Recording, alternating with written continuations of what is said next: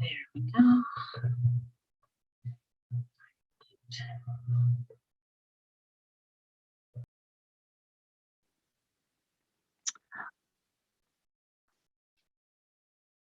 On behalf of the League of Women Voters of Westford, I would like to welcome you to the League's 52nd Annual Candidates Night. My name is Laura Dickey, and I currently serve as the League spokesperson. This event is being held on Wednesday, April 14th, and is being recorded. The League of Women Voters encourages active and informed participation in government and works to increase understanding of major public policy issues and influences public policy through education and advocacy. The League is a nonpartisan political organization of women and men and does not support or oppose any candidate. We always welcome new members, and you can learn more at lwv.westford.org. I'd like to thank all candidates in this election. We appreciate the time and dedication it takes to run for office and serve the town. In addition to appearing here tonight, candidates were able to address voters by answering the questions found in this year's voter's guide, which is available on our website. You can vote in person on Tuesday, May 4th from 7 a.m. to 8 p.m. or apply for a mail-in ballot. Even if you received all of your ballots by mail last year, you'll need to request a mail-in ballot again this year from the town clerk's office. Once you receive your ballot, it can be dropped off at Town Hall or the secure lockbox behind Town Hall or mailed in. It must arrive by 8 p.m. on Tuesday, May 4th. If you have not yet registered to vote, the deadline is tonight, April 14th at 8 p.m. The ballot will also contain a question asking voters to adopt a new property tax exemption based on a state law created for Westford. To give you some background on the question, I would like to introduce Paul Passender, a Westford resident and member of the committee that worked on this issue. Paul? Hi, thanks. A yes vote the town approval to start a 3-year trial for testing a new senior property tax exemption. It was jointly proposed in 2018 by the Westford Select Board and the Slider Committee. It had a long process for approval, including a town meeting on October 2018. Jim Arcero and Edward Kennedy sponsored it to the Mass State Legislature. It was approved in January and signed by Governor Baker into law in January. So as was mentioned, a successful vote now lets us start the trial and give us a chance to test our implementation plan. So why was this needed? Well, many seniors on fixed incomes have faced escalating costs exceeding their income and capacity to pay. Obviously, increases in Medicare, medical expenses, food, utilities, and yes, Westford property taxes far outweigh the limited increases from Social Security. Our goal with the program was to keep Westford seniors in their houses should they wish to do so. We want to help provide property tax relief for the most financially vulnerable residents and help only seniors with limited income and assets and who meet defined criteria. We want to help keep their tax burden at a manageable level. Even with current exemptions, some still pay over 10% of their income in property taxes. This exemption targets benefits to applicants paying the highest percentage of income in property taxes.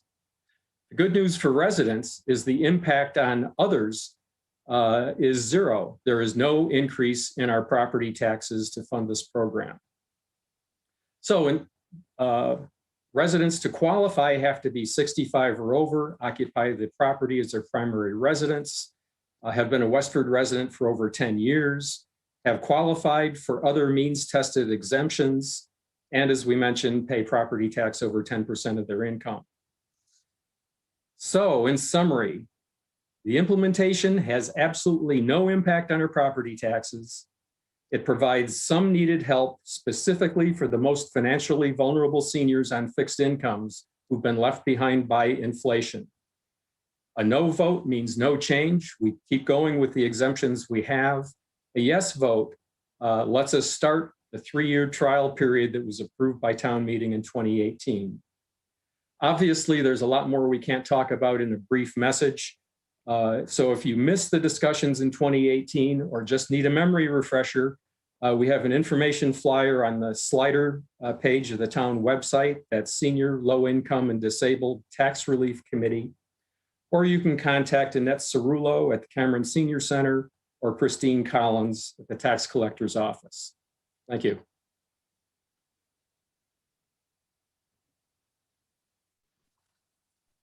Thank you, Paul.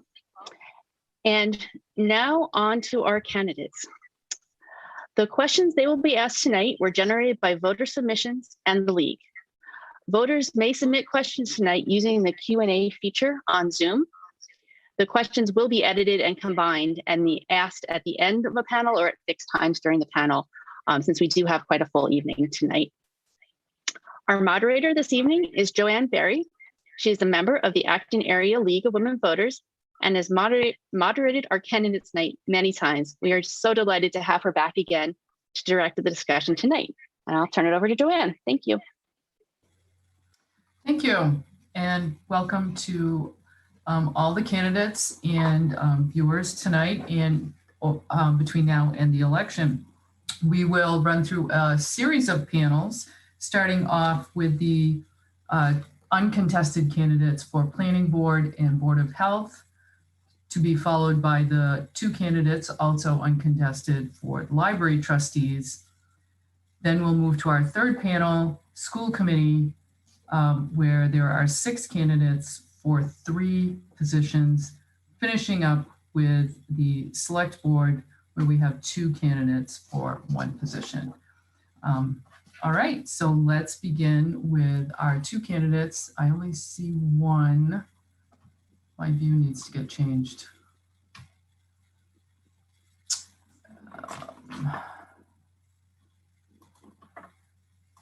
There we go. 2 candidates we're missing. Could Ms. Belanger turn on your camera? There we go. We have to be our own tech support here tonight. So each candidate will have 2 minutes for an opening statement, and we'll have a series of questions where they'll have separate questions, separate boards. We'll have 1 minute to respond. So Ms. Hollister, your opening statement. Hi. Hello, everyone. And I want to thank the League of Women Voters for hosting tonight's forum. I want to take this opportunity to highlight some of the Planning Board activities since I've been a member. The Planning Board is responsible for administering the state's zoning and subdivision control laws. We do this through our local zoning and other pertinent bylaws. We hold public hearings for site plan review and special permits. Some of our recent approvals were for the millworks on Town Farm Road, the new fire station on Boston Road, and more recently, Spalding Hill Estates off of Route 40. Another significant activity of the board is updating our zoning bylaws and regulations so they remain current with modern best practices as well as state and federal policies and guidelines. Recent bylaw changes approved by town meeting were related to the sale of recreational marijuana and to the siting of large-scale solar systems. But we still have more to do. We need to update our subdivision rules and regulations. We need to add criteria for the siting of small-scale solar systems. And we need to update the sections of our zoning bylaw that deal with residential subdivisions. Town staffing and resources have been tight over the past 10 years, but my goal is to have a dialogue with interested parties and work with them for these needed changes and get them through to successful completion. I want to thank all of you for your encouragement and support over the years. I've been on the planning board since 2010, and I look forward to serving you for the next 5. If any of you want to learn more about the planning board, or if you have comments or suggestions related to zoning and land use, please feel free to reach out to me. The easiest way is by emailing me at khollister@westfordma.gov. Thank you. Thank you. Ms. Belanger, your opening statement. Good evening, everyone. At first, I'd like to thank the league for having this event tonight. I know everybody's had to pivot because of COVID, and I appreciate everything that they've done, including the signature event that they had at the Abbott School. I thought that was fabulous, and I hope everybody participated and they do that again. But again, good evening. My name is Joanne Belanger, and I am running for re-election for the Board of Health. I've been in the field of public health for over 30 years now, and I am also a public health nurse. Currently, I work for the city of Lowell, but prior to that, I worked for the town of Andover. I'm also a member of the Upper Merrimack Valley Medical Reserve Corps, of which Westford is the lead agency. Throughout my career, I've gained experience in all aspects of public health, including septic system and soil evaluations, restaurant and retail food inspections, pool, summer camp inspections, housing inspections and enforcement, emergency preparedness, and obviously communicable disease control, surveillance, and follow-up. It's coming in handy right now, TB control, and vaccines. I obviously enjoy the field of public health. It is my chosen profession, and I want to give back to my community all that I've learned and experienced over the years. I would love to continue to serve on the board and serve the community in which I live. So that's why I'm running for re-election, and I hope to earn your vote on May 4th. Thank you. Thank you. I'll toss the first question to you, a health-related question. Since the town has not been able to acquire its own vaccine supply to help deliver vaccinations, what else can be done to increase the rate of vaccination in Westford? Great question. So yes, unfortunately, the way that the state did roll out the vaccine program, it did focus more on the large vaccination sites and then the regional sites. So I think, you know, in terms of what we can do here, more than the staff is doing, because they're doing a great job getting the word out about different ways that you can receive the vaccine. There is a regional site in Lowell that is for the whole Merrimack Valley. They have coordinated with the Housing Authority to get the seniors and low income residents vaccinated, which was very important, obviously, early on. We have on our website that the director has been doing updates continuously on the vaccine rollout with information. And in terms of vaccine hesitancy, if people have questions, the public health nurses are always available in order to answer questions, go through signs and symptoms, whether people have questions about a specific vaccine. As we know, there are 3 that are out there. We did have a little problem with Johnson & Johnson today or yesterday. You know, you can call the health department and ask those questions. If there's anything in particular that anyone would like to know, obviously the board is available. There's myself and another nurse on the board.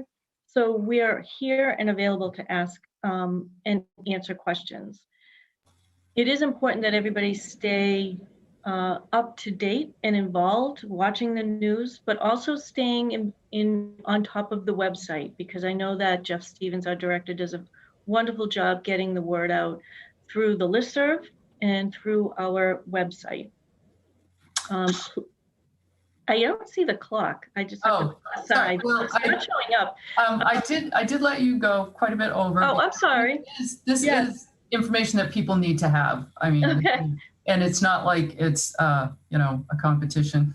So okay. It seems like it was a good idea for people to have that information. Apologies, Kate, but I thought I would see the clock and I don't see it. You might want to switch to gallery view. That might help. Okay. All right. Thank you. Thanks. Next question for Planning Board. Governor Baker and the legislature have set the state on a course for net zero greenhouse gas emissions by 2050. What actions do you support to reduce Westford's carbon footprint? You're still on mute.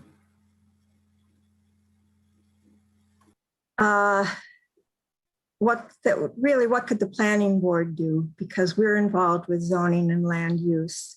We've made a start with the siting for large scale solar systems, solar panels and such, and we'll continue it with the small scale. We can revise our bylaws, specifically our open space residential and our flexible bylaws, to encourage denser housing and to retain more of the open space on the parcels. We can look at our subdivision rules and regulations for technical requirements to encourage, I don't see the clock, there it is, to encourage low impact developments and other new best practices. And that's just a partial list of what we could do. Thank you. Thank you. Next question for Board of Health. What resources can be improved to deal with the anxiety and stress that has come with the year-long pandemic?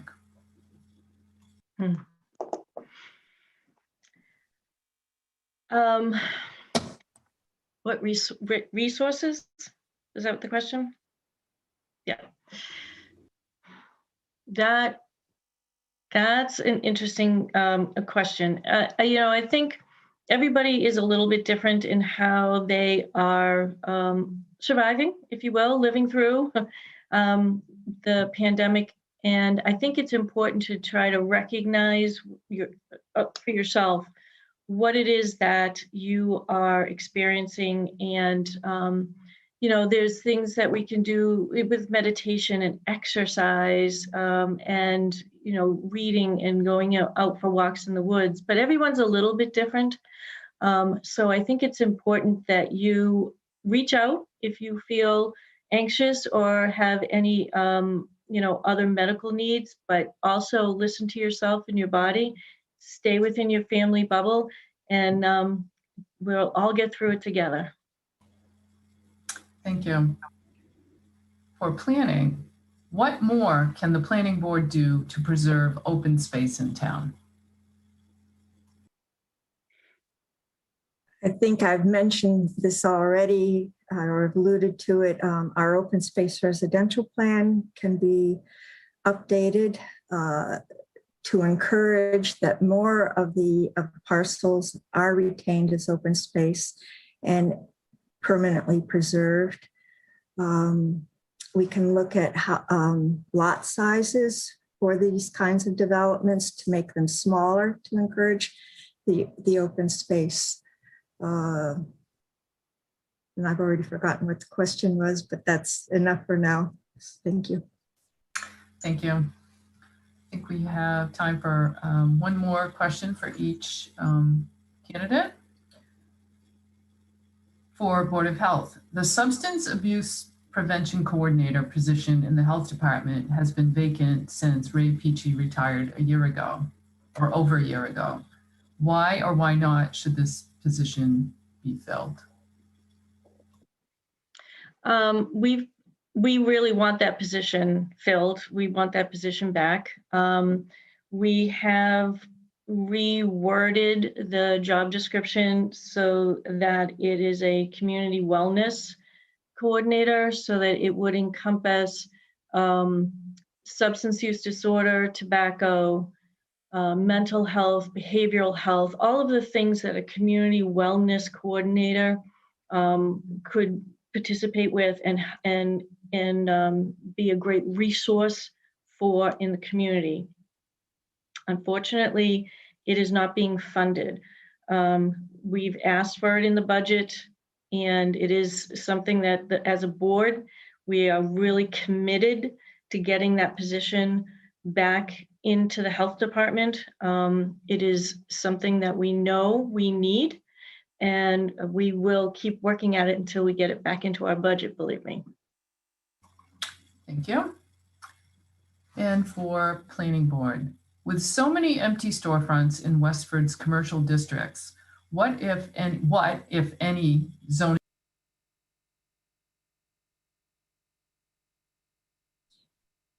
You got cut off, so I didn't hear half of the question. we'll try that again. I don't know what. With so many empty storefronts in Westford's commercial districts, what, if any, zoning bylaw changes would you support to encourage more businesses to locate and remain in town? Ease up the permitting process is something we're also looking at, potentially turning some of the processes, making it more administrative rather than having to go to the full board for approval to help them save time and money. We've done things like with the marketplace where we pre-approved a set total amount for their signs for the entire market area, and then their management company will divvy it up among all of the stores that are there. That's good for the stores. Other things we can look at is multi-use. There's something called 40R where maybe we can get the upper stories converted to apartments or something like that, so that it might not be commercial, but it would be rented property to help the owners. Thank you. Thank you. And that takes care of our first panel. Thank you both for participating tonight, and you may be excused. Thank you. It's been a pleasure. Thank you. Good night. Our next two candidates are both candidates for library trustees and are uncontested. So as soon as I can see them. Miss, wait, it's Hillam and Fleckner. Okay, gotcha. It's too many squares here. All right, so each of you has a 2-minute opening statement. So Ms. Fleckner, you may go ahead. Good evening. My name is Marianne Fleckner, and I am running for re-election for library trustee with the J.V. Fletcher Library. Also, a sincere thank you to the League for sponsoring tonight's event, and also that signature drive was awesome, especially as the other candidate said, during COVID, super hard to get signatures normally, but it was even super hard with the COVID. So thank you so much. Two main reasons why I'm running for library trustee. The first one is just simple. I love libraries. I love our J.V. Fletcher Library. I have so many fond memories growing up, being in the library, just the feel of it, the librarians, how friendly they were, being able to take out a book and materials under my own library card. I just felt so grown up at the time, and it just gives me so many wonderful memories. The second part is that my day job is a director of human resources for a nearby community. And library trustees, we work closely with the library director and staff on developing policies and procedures, guidelines. And my background with human resources helps considerably with those job duties that we have with the library director. Before joining the community that I'm with now, I've been with them for about 13 years. I was with the Commonwealth before that for approximately 21 years. And I was in administration and finance. And so another important aspect of the trustees is to develop the budget with the director. And so that helps considerably. And part of it too, I was responsible for capital improvement. And we are super excited because we are 8th on the list for the library expansion project. Thank you very much for your time. Thank you. Ms. Hillam, your opening statement. Good evening. Thank you first to the League for tonight's forum and all the ways that you have supported our candidates and voting in general in Westford. My name is Alicia Erin Hillam, and I am running for re-election to the Library Board of Trustees. Westford offers residents a wide range of valuable assets, and one of the most valuable is the J.V. Fletcher Library. In addition to providing a wealth of information and resources, our library promotes literacy, provides community spaces and an inclusive, welcoming environment, assists with job searches, and preserves historic collections. We have an incredible library and library staff, and I am committed to continuing to support them as they serve patrons. As library trustee, I will continue to strengthen the cohesive relationships between the trustees, the director, and the friends of the library. Likewise, I will continue to help guide the library through the complexities of safely meeting residents' needs through a lengthy pandemic, a challenge that the library has accomplished with an enormous degree of creativity, flexibility, and dedication. We are proud to be providing 86% of the library's usual circulation and an impressive range of innovative new services. I will also continue to work towards the launch of the library expansion project, particularly as the project comes before the town at town meeting and at the ballot box. The expansion project will be critical to the library's ability to continue to meet Westford residents' needs by expanding our presently limited capacity for meeting space, collections, and parking, utilizing 21st century technology to maximize library services, and prepare the library for another 224 years and more of dedicated service to the town of Westford.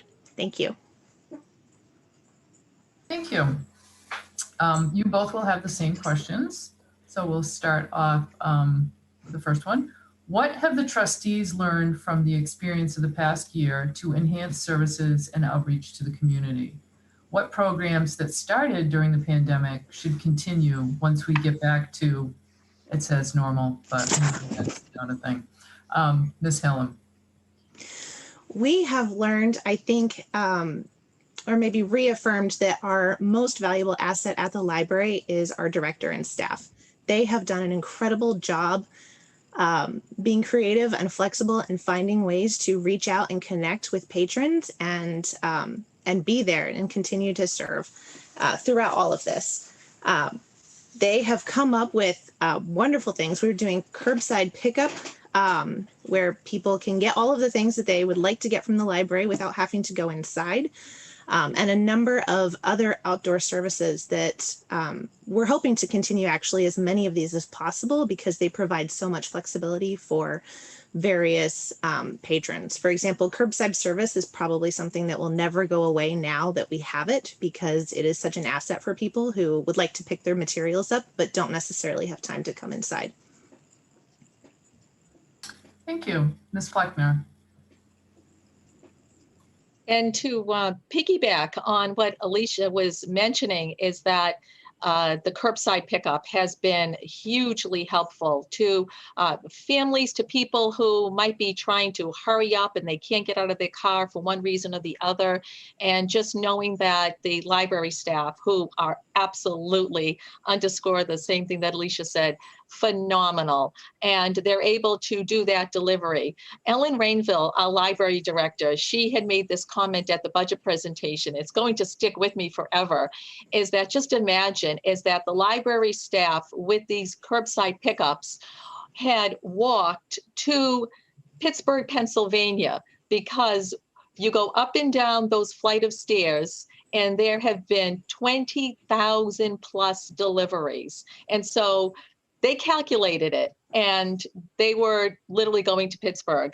Canopy, FreeGal, Overdrive, all those downloadables, they have increased dramatically from 15% to 27%. Thank you. Next question. As Westford continues to move up the wait list for the state grant to help fund the library renovation and expansion, what ideas do you support for raising the additional needed funds? Ms. Fleckner. Sure.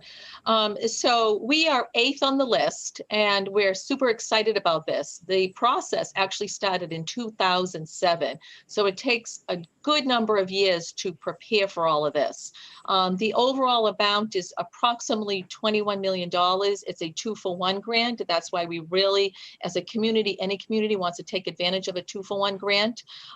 We have a foundation that we are ready to go with that has been extremely helpful in the last expansion project in 1988. And what we do is that we are reaching out to the community and being able to build this foundation and raise money that will support, eventually bring the cost down to the town to approximately $12 million. Thank you. Same question, Ms. Hillam. I think all I would want to add to what Marianne covered is that the J.B. Fletcher Library and the Westford residents have a very, very long history of supporting the library through gifts, donations, benefactors, grants, things like that.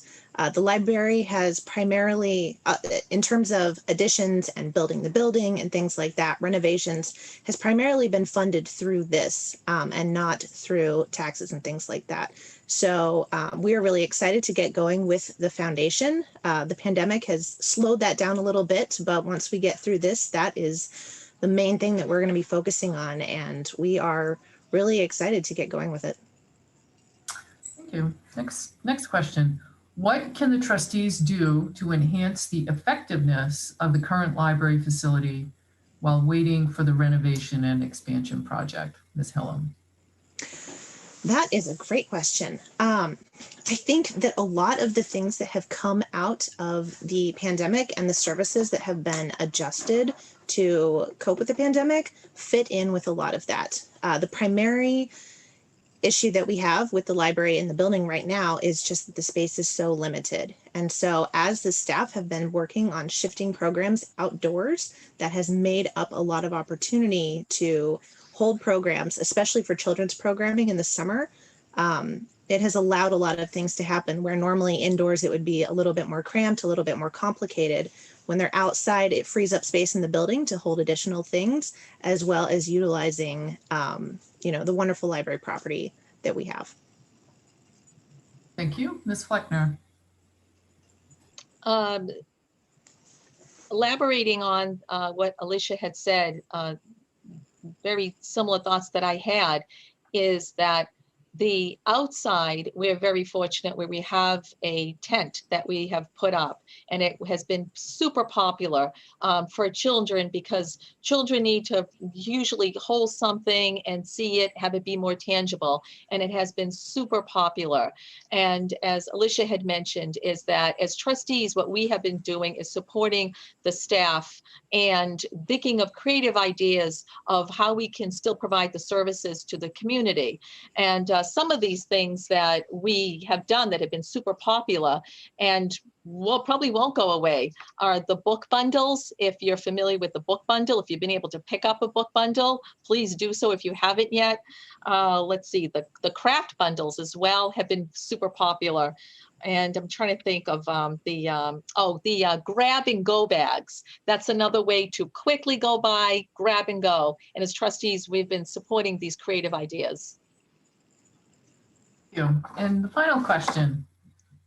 How could we work with the town and the budget to increase library operating hours? Ms. Fleckner. Okay, great question. So we have something called the MAR, which is the municipal appropriation requirement. And we have to, for example, have 15% of material purchases. We have to stay open for at least X number of hours. And so right now we are open, the library, credit to the staff, Ellen Rainville as the director, 58 hours. We didn't skip a beat. They didn't skip a beat. 58 hours per week, and that's 6 days a week.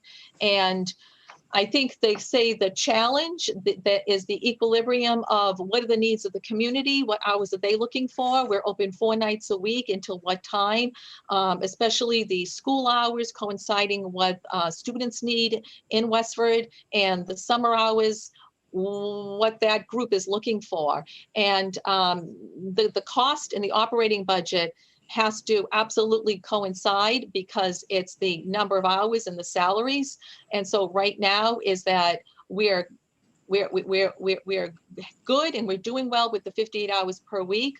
But I think with the expansion, we want to look at that again because hopefully we'll be able to provide more services. Thank you, Ms. Hillam.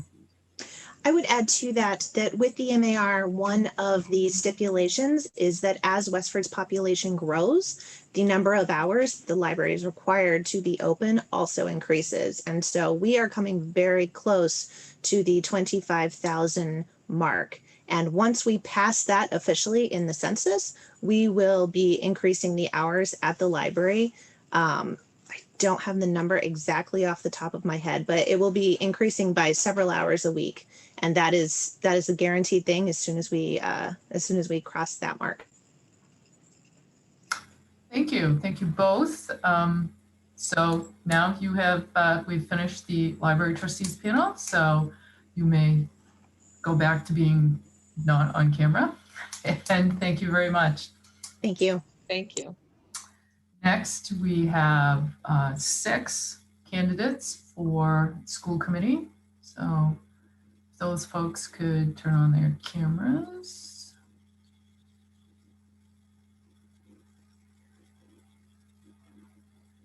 Okay, I can see everyone. And hopefully now you'll stop hopping around. Not you.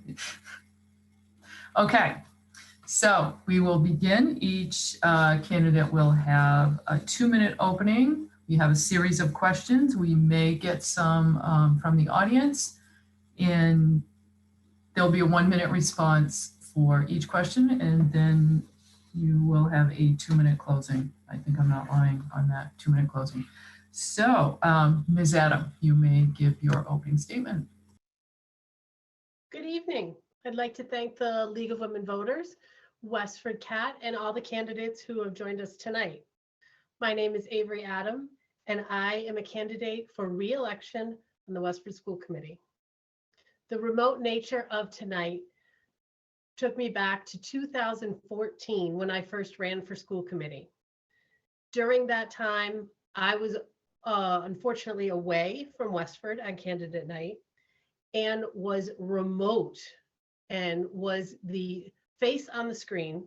I couldn't see anybody. All they could see was my head. And boy, have we come a long way since then. It has been an honor, a challenge, and a joy to serve on the school committee for the last 6 years. The health and well-being of all students is a charge I take very seriously. We are a community that values education, and that is clear from the high caliber school system that we are in. That is why I and many of you moved to Westford. But as a district, we are at an important crossroads right now. We are starting to put the past behind us and reflecting upon the experience of a global pandemic, while currently working through potential learning loss and mental health issues of our students, while also looking ahead to a new superintendent and a new strategic plan for the district. I would like to use my leadership experience from the last 6 years, my passion for student mental health, and my dedication to quality education for another 3 years. To do that, I ask for your vote on May 4th. Thank you, Ms. Clear. Thanks. Hi, everyone. I'm Catherine Clear, and I would like to thank the League of Women Voters and Westford CAT for hosting what's now the second virtual candidates night. Hopefully the virtual part is not becoming an annual event, so fingers crossed for next year. Since returning to the US over 5 years ago, I was really impressed with how hands-on a community can be with their local schools, and knew that at some point I wanted to get involved with school committee. I'm an elementary teacher, and I have worked in the American, Irish, and Scottish school systems, and I have taught all ages from kindergarten through to 6th grade.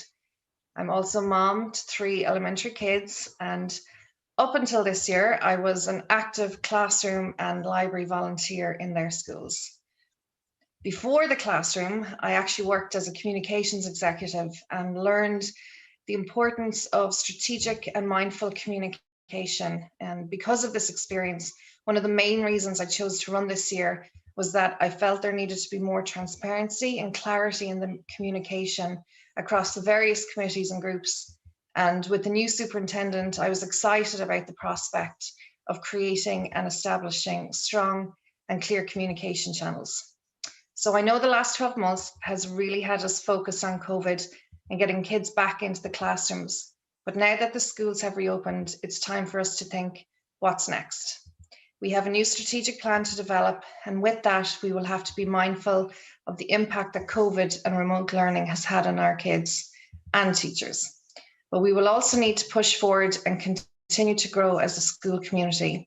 I want to advocate for equity and inclusion, special education, full-day kindergarten, a fiscally responsible budget, and most importantly, the social and emotional well-being for students and staff. Thank you. Thank you. Ms. O'Connell. Hi, good evening. Thank you to the League of Women Voters and Westford CAT for hosting this tonight. My name is Megan O'Connell. I've been a Westford resident for about 3 years now. And when people ask me, what school my children are in, I half jokingly say all of them, because I have 6 children and currently they're in 4 different schools across Westford. But the reason I'm here tonight, the reason I'm running for the school committee is specifically because of what I've experienced for the last year, along with everyone else around the world. But what struck me most was one of the school committee meetings last August. And it was shortly after the state had issued their guidance for reopening, shortly after the town had sent out a survey to all the parents asking what they would prefer. And a few things struck me. One was that the plurality of households across every age group desired to go back in school full time. The state guidelines gave guidelines that could have been followed to do so. But the superintendent and the school committee were not comfortable with that. And those were the words that were used. And I think as leaders, as a school committee, we need to lead. You can't lead based on fear. We've had enough time over the last 12 months, and certainly the end of last school year, it was a bit unknown. But starting in September, there was enough data to open safely. And I think the fact that the school committee ignored most of the parents' wishes is inexcusable, frankly. And that's why I'm running. And I ask for your vote. Thank you. Mr. Sanders. Thank you. Yeah, big thanks to the league and to our moderator and to everyone out there at home watching. So as my video title says, I'm Chris Sanders and I'm running for re-election to the school committee. I first got involved in Westford Public Schools back when my son was in kindergarten at Robinson. For years, I volunteered in his classrooms and those of my daughter, and she's a freshman now at WA. He's a senior, he's gonna graduate in a couple of weeks or a few weeks. Though I'm pretty sure the math is wrong and that's not possible that he could be graduating. But I have a commitment to education and civic engagement. That's what led me to volunteer my time, not only in the schools, but to run and serve on the school committee for these last 6 years. During my two terms on the committee, I've worked hard to serve the students and the families and the taxpayers of Westford. I have quite a bit of experience with the policy development process and currently am the chair of the policy subcommittee. I've been vocal in the conversations that have been going around about school safety and policing in our schools, and I recently participated in the interviews for our new school resource officer. Last summer, I worked with students and alums and fellow school committee members to hold a forum on race and ethnicity in Westford schools. And most recently, I served on the subcommittee that oversaw the very successful search for our next superintendent. Lastly, I've tried to improve how we as a committee go about doing our business. I kind of have an eye for like wasted effort, so I've really looked for ways we can streamline things and to improve continuity. We're constantly bringing new people into the committee through elections every so often, so it's important that we have systems in place. So I instituted our now annual school committee planning retreat a few years back, created a new policy database to help how we do that policy process. And since COVID hit, I've been doing a lot of the work to get our meetings online to make sure we're accessible virtually. So I'm looking forward to hearing questions, and thanks again, everyone, for watching tonight. Thank you. Mr. Wilkins. Good evening, everyone. I'm Steve Wilkins. I want to thank the League of Women Voters for putting this together and for the voting get together a few weeks ago. I want to thank Westford CAT for putting this together as well. Thank you to everyone watching and paying attention to every issue that's important. Let me tell you about myself, since hardly anyone knows anything about me. Myself and my family, we moved to Westford about 6 years ago. We moved here for the school system and the structure. During this time, I've gotten to know a great number of amazing people and have formed some amazing friendships. I've done coaching through t-ball and soccer through my girls. They are social butterflies. But over the past year, their mental and social status has deteriorated. I'm a huge advocate for mental health. I get 15 plus years in dealing with mental health, child abuse, domestic abuse, opioid abuse. I'm a huge advocate in supporting all of that. That didn't sound right. I'm very nervous here. I'm sorry.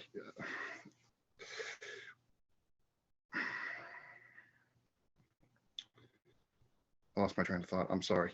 I want to say with me on the committee, you have a strong voice. And I know that with transition from the superintendent of Bill Olson to Chu, it's going to be difficult. And I want to say that I would hope I can continue to help continue strong leadership. Thank you. Thank you. You are frozen right now. I don't, Mr. Wilkins, I don't know if you need to, oh, there you go. You were frozen. We heard everything, but then you froze. So I'll try to alert you if that happens again, and you'll, be able to repeat your answer. So on to the first question with a 1-minute response. The WA mascot has become, oh.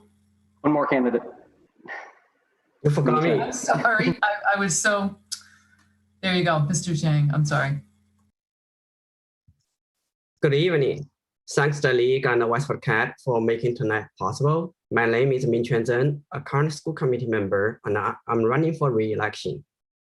We are working with the school committee during the past 3 years. I have focused on student mental health and well-being, and at the same time, maintained academic excellence, increased diversity into the school system, and developed fiscally responsible budgets.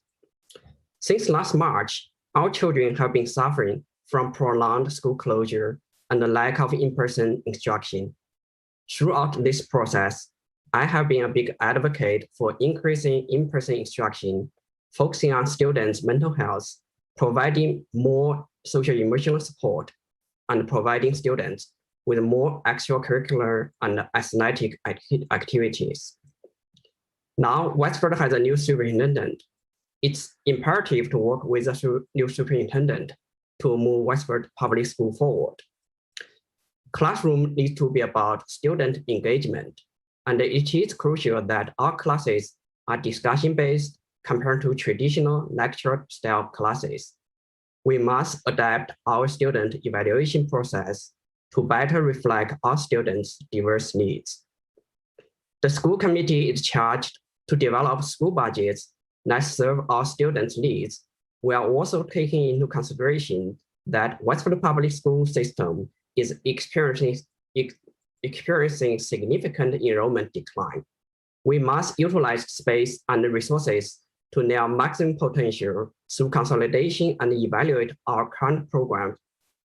This process will not only reduce financial pressure on the entire school system, but will also free up resources so other urgent priorities that are currently delayed can be funded. There still remains a lot of work to be done, and I'm very excited to be part of the process of helping the new superintendent move Westford Public School toward a new, more diverse, individual-focused, and prepare our students to compete in the 21st century. Thank you. Thank you. Now on to the first question. The WA mascot has become a hot topic in the community. What is your position on changing the mascot, and who should have input into and make the decision? Mr. Sanders. Thank you for that question. Yeah, it is. It has become a hot topic, and I think we still are going to be talking about this for a while, right? So for those who don't know, there's some questions about the origin of the name of the Gray Ghost mascot. And I think it's going to take a really thoughtful process. And I think you really want to make sure you're inviting the right people to the table. And so who are those people? It's going to be students, it's going to be parents, it's going to be staff and alums. And there's a temptation to act, right? To do something. We have to decide, but I think slowing it down and listening is the most important thing, and listening to what the mascot means to people, and especially to maybe people who are underrepresented in the community and haven't necessarily had a say. And so I look forward, I know we've started those discussions, and I look forward to continuing those both at the WA level, at the community-wide level, and having some school committee involvement in those as well. Thank you. Mr. Zhang.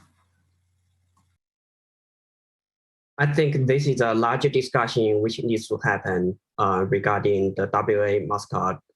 It needs to actually involve all the stakeholders, the current students, the administration, the staff, and then the entire community to understand the origin of the mascot, and then go from there. Because one of the things I think we have to assume is that we have to actually understand where it's coming from and then what's the intent.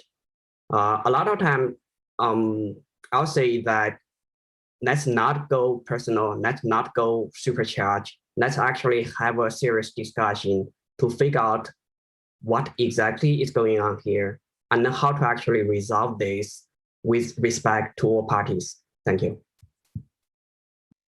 Thank you. Ms. Clear. Thank you. I firmly believe that this topic and issue lies in the hands of Westford Academy students. There's a lot of discussion going on right now, and particularly giving weight and importance to the voices of students of colour. I don't think that's going to be a rash decision. I believe that they are working as well as they can be. I think COVID delayed maybe some of the organic conversations that can happen around this topic. But I genuinely believe, and I'm trusting in the process. I think they're being very thoughtful. They're even dissecting, you know, the name versus the logo itself and what those represent to various people. So I firmly place this in the hands of the Academy students. Yeah. Ms. O'Connell.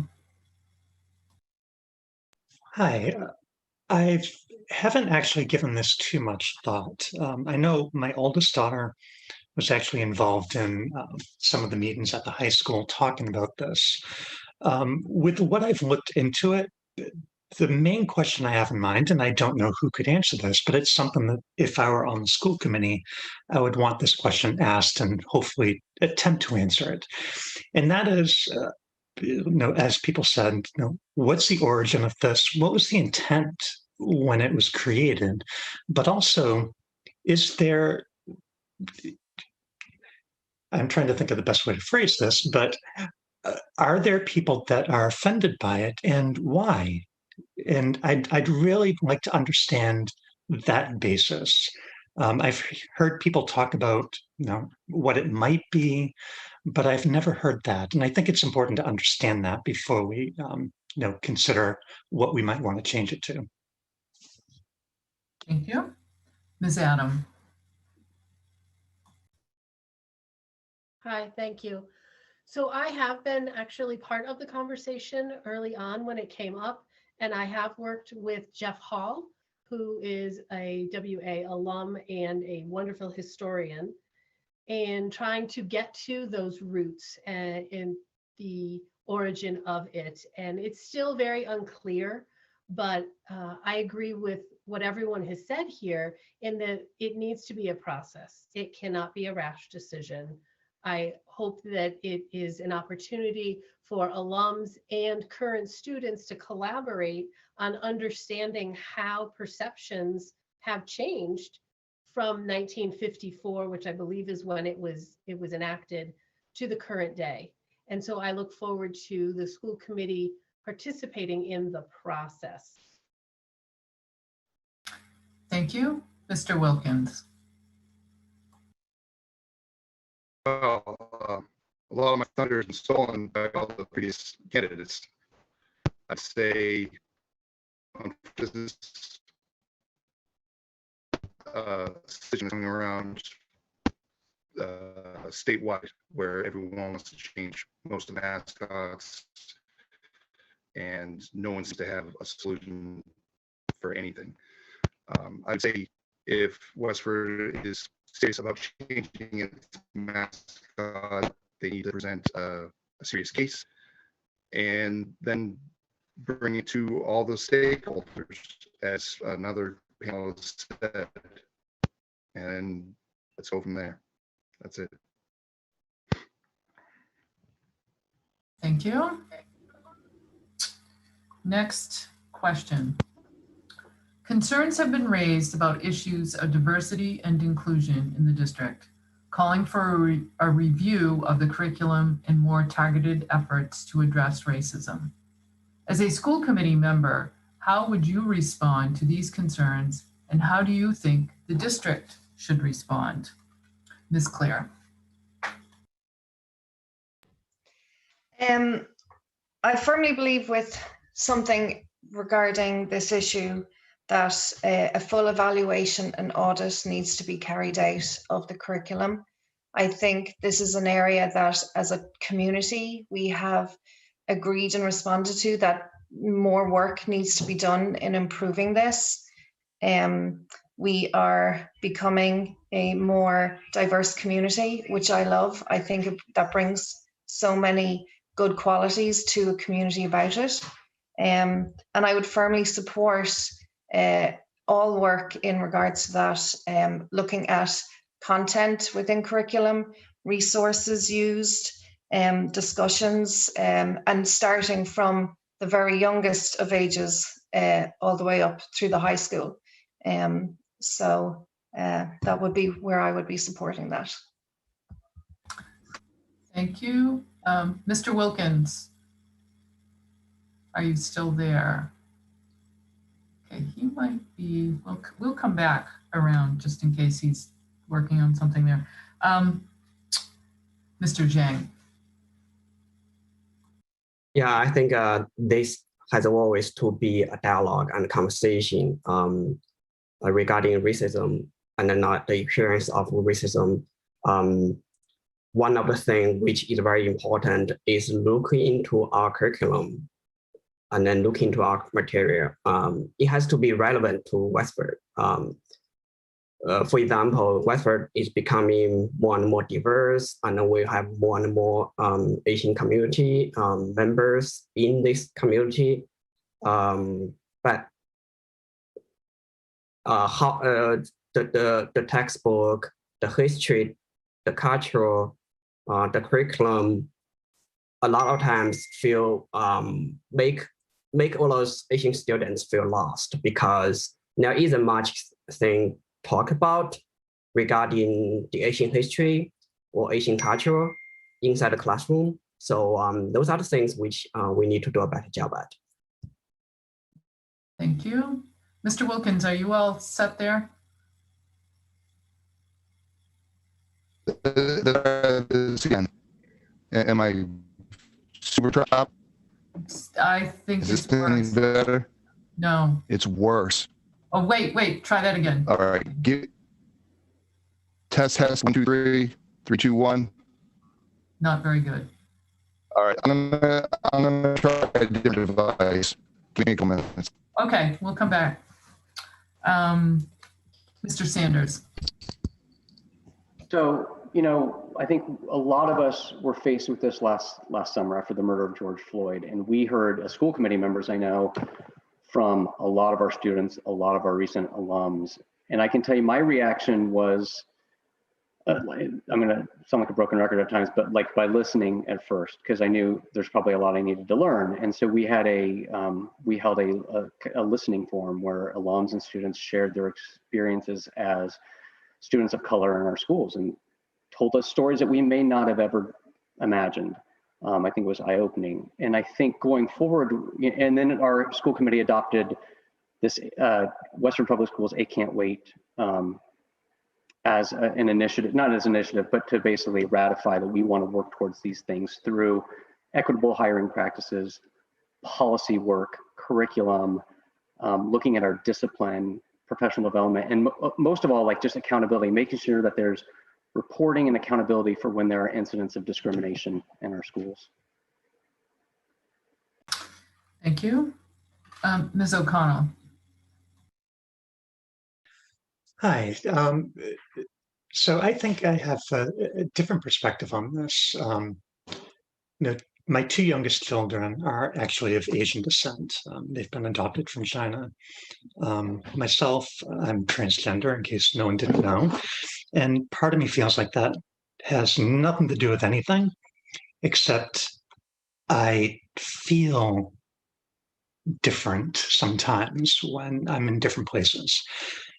And I think we can look at things in the curriculum to address this, but I think nothing really solves isms better than just living with other groups and experiencing other groups. And so what I would suggest is that it might be good for the school committee to work with planning committee or other committees in the town and see what we can do to attract a wider range of ethnicities and backgrounds to Westford. We've done a decent job, but there's room for improvement. Thank you. Ms. Adam. Thank you. So as Mr. Sanders said, the school committee last year this was brought forward and the 8 Can't Wait was adopted. I know I have heard from friends with children of different cultural backgrounds that it is so important that our students be able to see themselves reflected in the stories they're reading in the library, the lessons that they're being taught in the classroom, and the communication that they are hearing within the schools. And so I will support efforts to bring budget efforts forward, to support the curriculum changes that I think we are starting to initiate now, as well as any policy changes, because those are two areas the school committee can affect directly in these efforts. Okay, thank you. Mr. Wilkins, I'll repeat the question, and hopefully this setup you have is good. Can you hear me? Mr. Wilkins, are you all set now? Can you hear me? Oh, that's Is that any better? All right. Better. Okay. Okay. Sorry about that. We have to be our own tech support here. So here's the question. Okay. Concerns have been raised about the issues of diversity and inclusion in the district, calling for review of the curriculum and more targeted efforts to address racism. As a school committee member, how would you respond to these concerns, and how do you think the district should respond? I would say the district has a very appropriate response as it is. I know there's always room for more improvement, but at what expense? And I would say that there are enough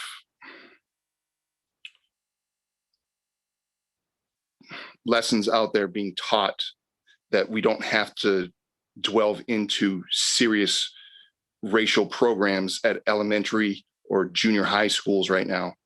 And if high school wants to go into further discussion, then let them create a class for that. I don't see the timer. I don't see that on my screen at all. Well, you're at time now. Okay.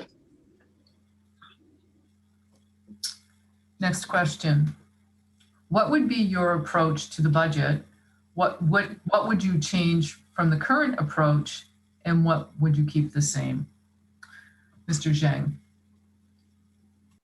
Yeah, I think that's one of the things we have to actually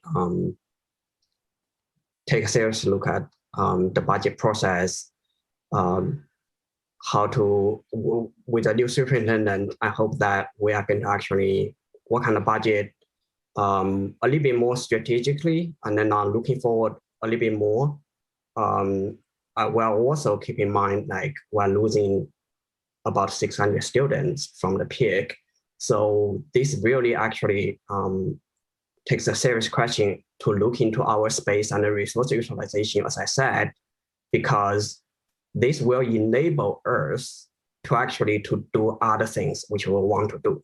So really it's like through consolidation, through like better utilization of current resources, allow us to do a lot of things like late start times, like for the kindergarten, all of stuff which we have been delaying for so long. Thank you. Ms. Clear. I think one of the biggest issues for me regarding the budget process is the clarity and transparency and communication surrounding the whole thing. It's a very complicated document and process, and I, appreciate the time and effort and hours that staff put into doing it. But I think as a community, we need to understand the details better. And I would really like to look at changing how we engage the community in understanding about it. There was a great Westford Cat done a couple of years ago on Show Me the Money about the town budget. I would love to do something like that on the school budget side, more office hours, Q&A sessions, better response time to queries. So when it comes to the budget, I want a full kind of transparent process with a lot of auditing and evaluation to jump off on that. Thank you. Mr. Wilkins.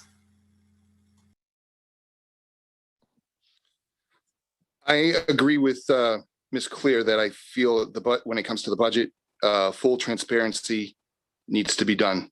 I found it astonishing that when Mr. Olson was trying to pass the budget this past quarter, he was down $450,000, and then in miraculous fashion, in about 2 weeks, $450,000 was there.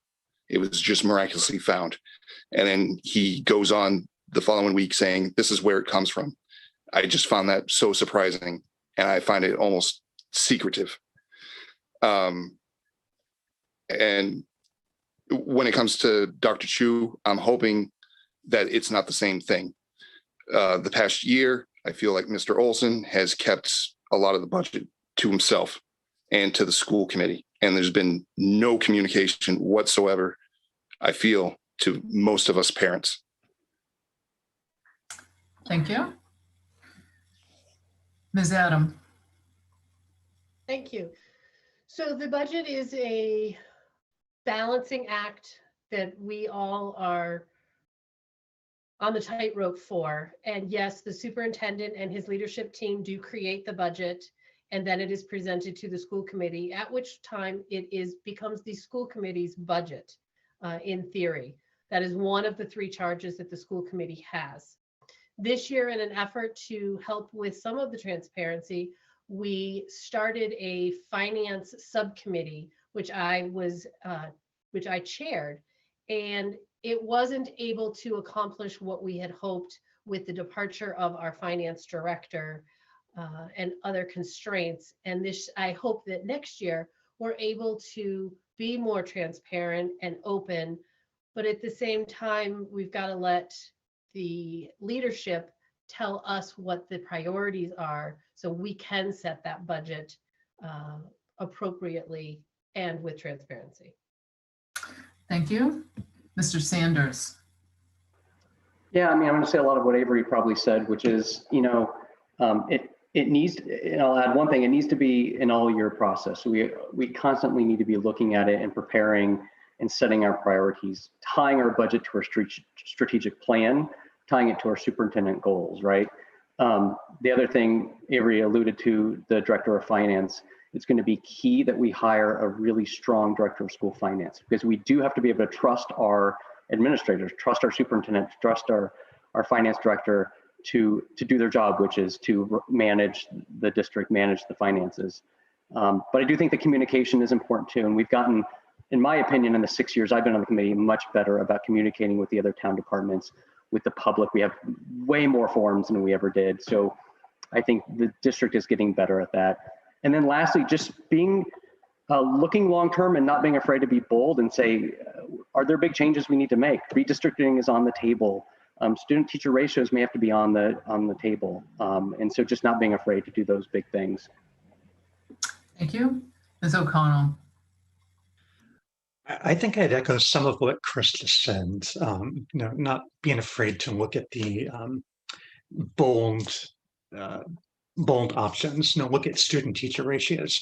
I think there's a lot of opportunity that we could get the most out of the budget dollars by looking at that.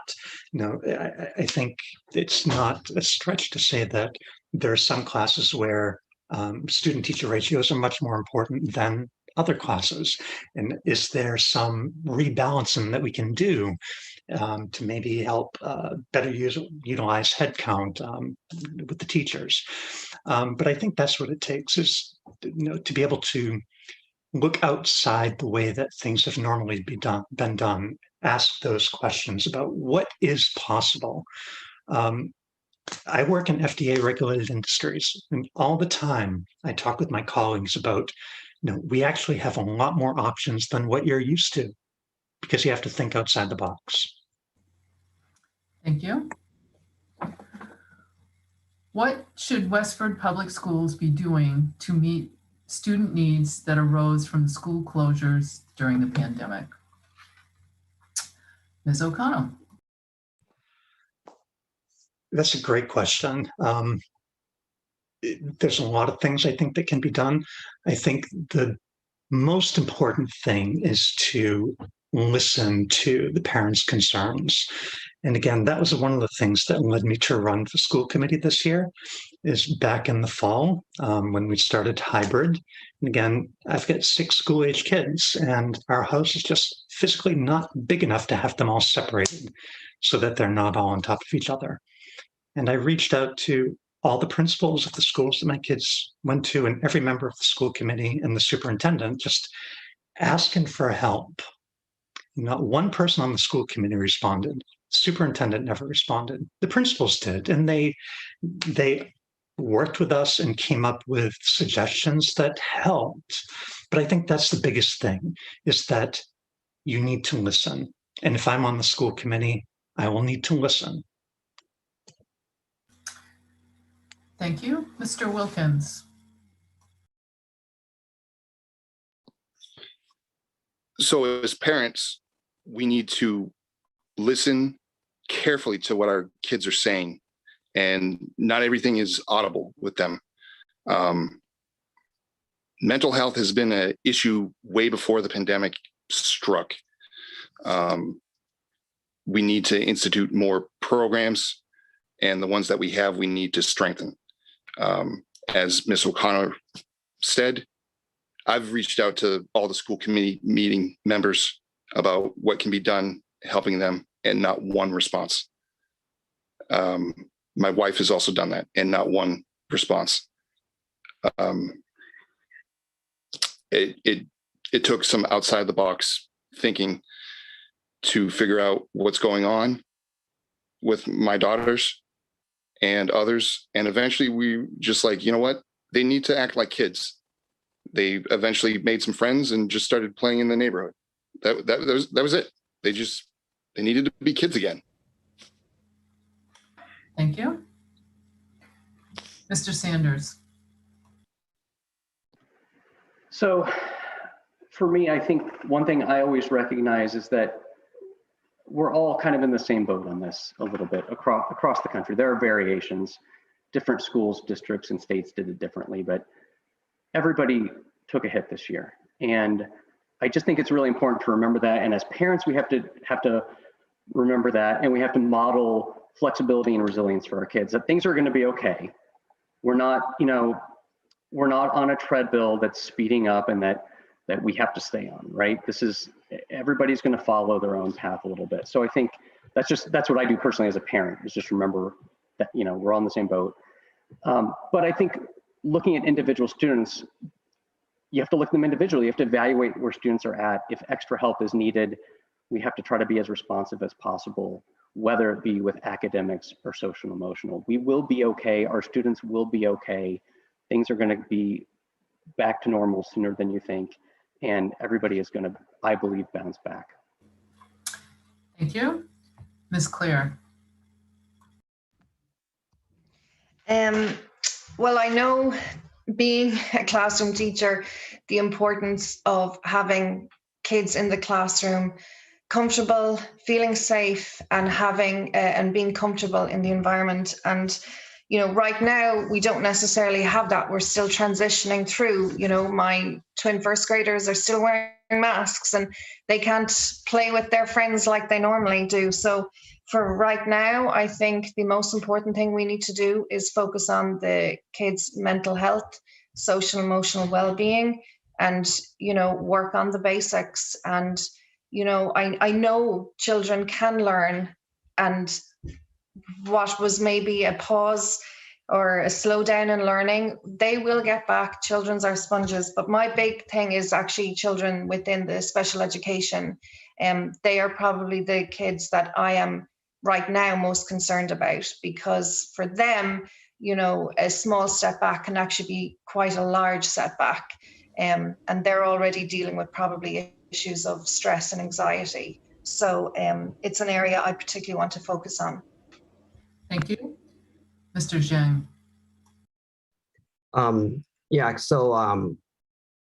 So return to in-person instruction definitely helps.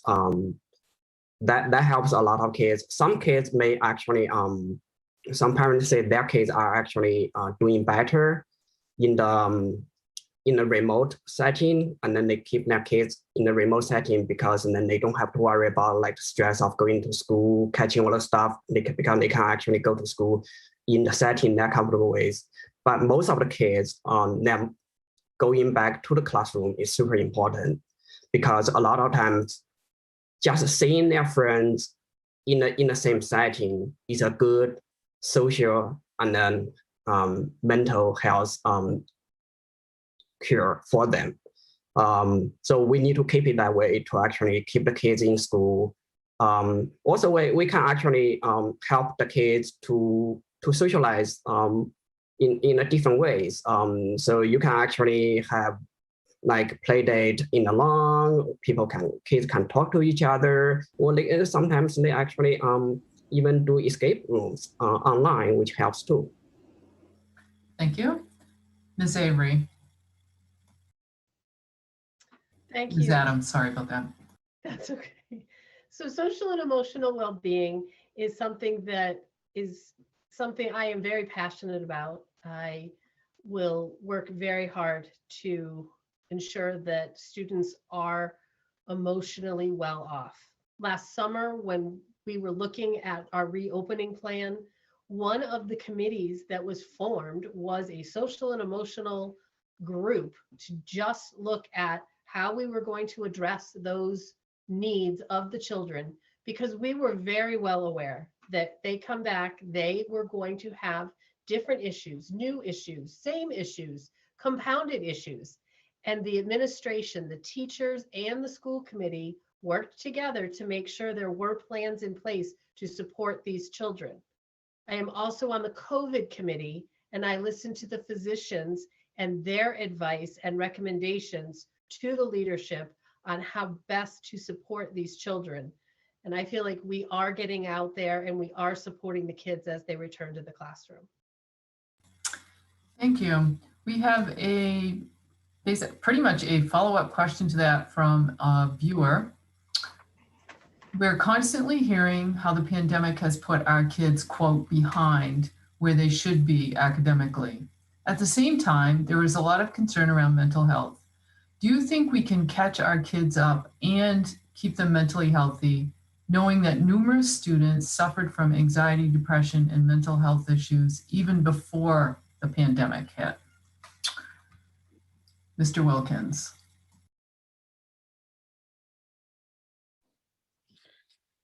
They'll catch up, but it's going to take more than a year, and I think it's going to take like 2 or 3 years. It's just reality. For those in high school, like especially the seniors of 2020, they lost everything. But I mean, they're in adulthood anyways. But I mean, specifically like my kids, like my youngest right now is so far behind. I feel like she's regressing. And it's finally starting to get a little bit better, but she should be ahead of the curve, and she's not. And I don't know how much more she needs.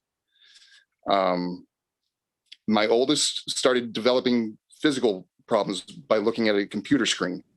We had to go to see an eye doctor for it. I mean, how much more on a computer screen learning can there possibly be? That's not catching up. They need to be in school, and they can't be doing this remote learning all the time. Thank you. Your time has expired. Ms. Adam. Thank you. So yes, I do think the students can become emotionally stable and catch up on their learning loss if there is indeed learning loss. As I think Ming Chen had said, that some were thriving in remote learning, but that is not all. And no one fix is going to solve everybody because everyone is different. As Mr. Sanders had said, these kids are resilient and they will rebound. They are little sponges and they will catch on. I am the parent of a premature child who was born 3 months premature.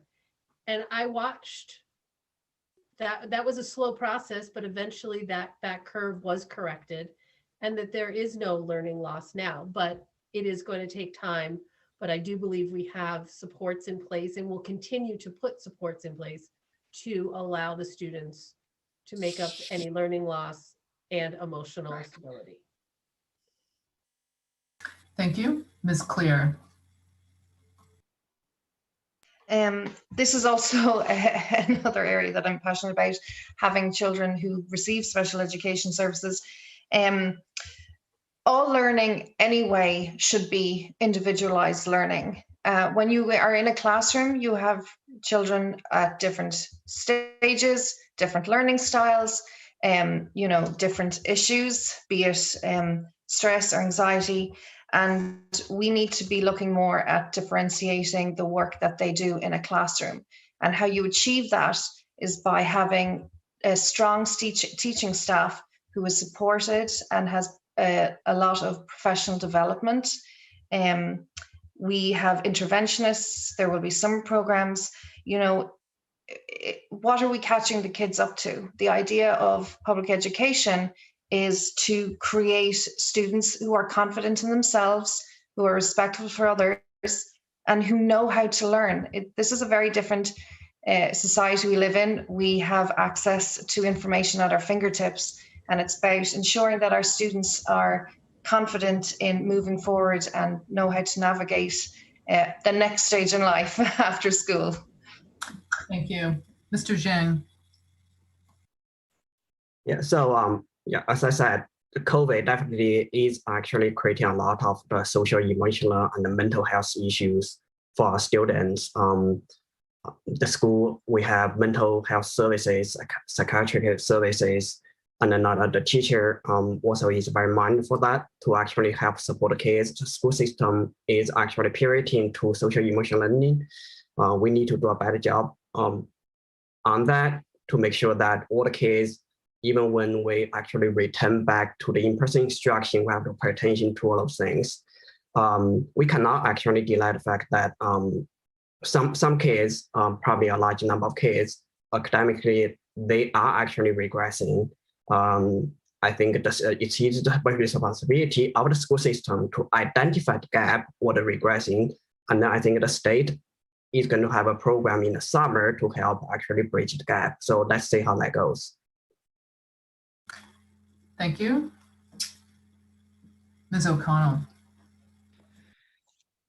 So I've actually been thinking that the academic challenges that this pandemic has caused is actually less of a concern, because I do think a lot of the kids will catch up academically, and certainly there are some that will need specialized education plans or extra help in that. But I think socially is where the big problem is going to come from, especially the kids in the younger grades.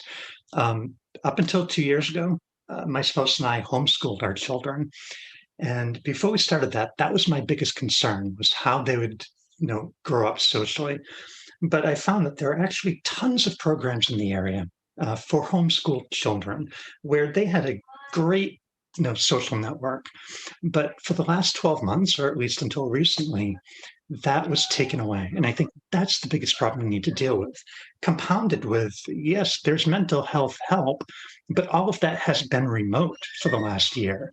And I know from personal experience, working with a therapist remotely is not nearly as effective as in person.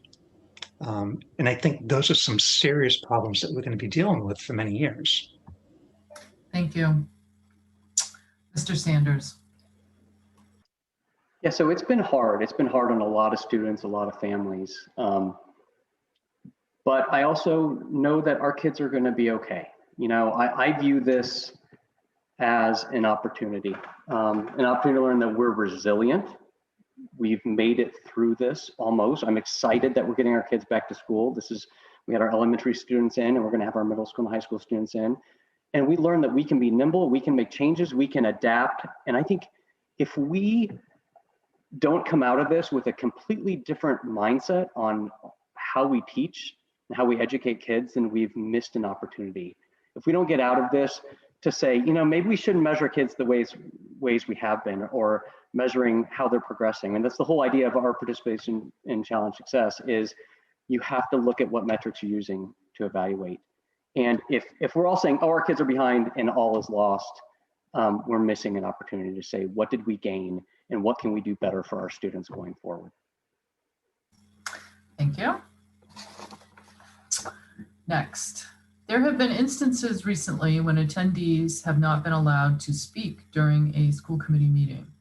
Should the public be allowed to speak at all school committee meetings? Should the public be allowed to speak at all school committee meetings? Why or why not? Ms. Claire. Absolutely, yes. If we are going to have an environment where we have trust in the process, trust in our school committees, trust in our school leadership and administration and the superintendent, we absolutely need to be engaging with parents and town member. And so therefore, in being involved in school committee meetings, taking questions, we shouldn't on the school committee be allowed to filter the people that we are supposed to advocate for. We're supposed to advocate for these children, and their advocates are their parents. And so we need to be open to hearing things, whether we like them or not. But I do think that we should be having open communication in these meetings. Thank you. Mr. Zhang. Definitely. The school committee meeting is a public meeting. So the first section, it's always like open forum for the public to be able to talk about the issues they are concerned about. When we are actually before COVID in the conference B in the millennium school, a lot of times there were always like people speak up during the public forum, which actually is very engaging. Certainly the COVID going remote sometimes makes things harder because people have to actually submit questions in the L table and then indicate whether they want to speak or not. And then sometimes it may be a little bit harder to manage that. And then I know that at first it's like we're still like try to figure out how to bring public in to talk. Finally, we're figuring out. So now we get actually more and more public direct input, which we need to do better. Thank you. Ms. Adam. Thank you. I was chair for 2 years, and I can speak firsthand that balancing public forum and the business that needs to get done is a huge challenge. I was chair while we were still in person and did my best to have everyone heard, whether it was information that we could answer that night, that we liked, we didn't like. I wanted everyone to have that opportunity. We have had to pivot in the online forums and come up with new methods to get questions asked.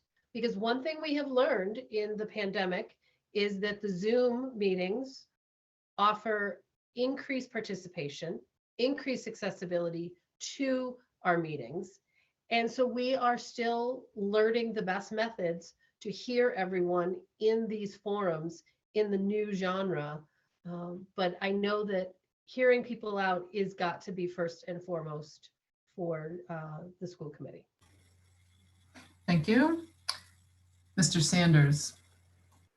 Yeah, I just want to say that Avery, as chair, did a great job of doing that balance between doing the business of the committee and letting people talk. But absolutely, public forum is a really important part of our meetings. And to echo what Ming-Chen and Avery said, it has changed a little bit.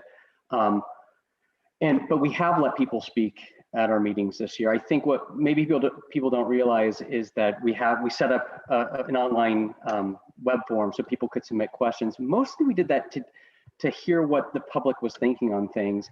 We've recently sort of had people check off if they want to speak at the meeting, like you would at a real meeting. You have to get up and say your name and your address, and not very many people have taken advantage of that. So I think maybe there was a meeting or two where somebody said they wanted to, and for time, maybe we didn't do it. But I think, you know, in most cases, we need to have that public forum at the beginning. And as Avery said, just balancing that. You can't spend the entire evening doing public comment in most cases, but trying to find that balance. Thank you. Mr. Wilkins. So this actually seems to be more of an issue of participants not speaking and maybe getting ignored by the school committee. Going around door to door collecting my signatures, I talked to several people that said or brought up several issues that they felt they were getting ignored. The 4-tiered bus system was a huge concern of theirs, and their complaints were getting completely ignored. The vote on the new superintendent, ignored. Those are 2 big issues that the school committee voted on, or let's say voted on, and people were appeased by because they were finally listened to. When it comes to being spoken or having the ability to speak, I think maybe there needs to be a public, maybe Facebook or Twitter, something social media that can address the whole town and be like, listen, address your concerns, your complaints, and your questions here, and we'll have an admin or something, and we'll talk to you through a direct message or over this community page. Thank you. Ms. O'Connell. So I think it's always important to take questions and input from the public at every meeting. Now, certainly there are going to be time constraints. It's just the reality we live in. And I can imagine that there would be some people that, you know, probably aren't happy that they didn't get a chance to ask a question. And again, it's just so much time during a day. They can't fit everyone in. But I do like you know, the idea Steve just mentioned. Maybe there's this page that's been set up for people to submit questions, you know, during this pandemic has been a great first step. I think maybe something like what Steve just mentioned a few minutes ago, setting up a system where the school committee or a certain member on the committee could respond directly to a question. Certainly not like a Facebook or Twitter where you have 500 people arguing back and forth. That's not going to do any good. But a system where a question could be submitted and answered, and either visibly publicly or not, I think might be a good thing to look into. Thank you. This will be our last question before closing. How will you lead the schools through an era of lower enrollment? Ms. Adam. Lower enrollment is, as we have seen, on the forefront. We are going to be looking at ways to be most effective, but as the superintendent has pointed out, we also don't want to hire and fire staff every year to meet those needs. We have to look at data. It's got to be data driven. It needs to be thought out. It needs to be part of a strategic plan. And I wouldn't want to make any rash decisions on a drop in student enrollment. When we hear a big number, 500 students, spread out over that many grades and that many schools, it may not be enough to affect a change in a given year, but a cumulative trend could be something to keep an eye on. Thank you. Ms. O'Connell. I would agree with pretty much what Avery said, is that it has to be based on data. And I do agree again that we can't make rash decisions. Certainly this past year with the drop in enrollment is beyond unusual. And it would be difficult, I think, to try to project what that might mean next year or the following school year. Because that may very well bounce back. May not bounce back 100%, but it's probably likely a fair amount of those would bounce back, again, depending on the particular grade that student was in this year. But yeah, it has to be based on data. You can try to predict what the enrollment will be 2-3 years down the road, and plan for that, and then make minor adjustments year to year as the case may be. But yeah, base it on data. That's all you can do. Thank you. Mr. Sanders. Yeah, along the same lines, I think keep projecting the best we can of where we're headed enrollment wise.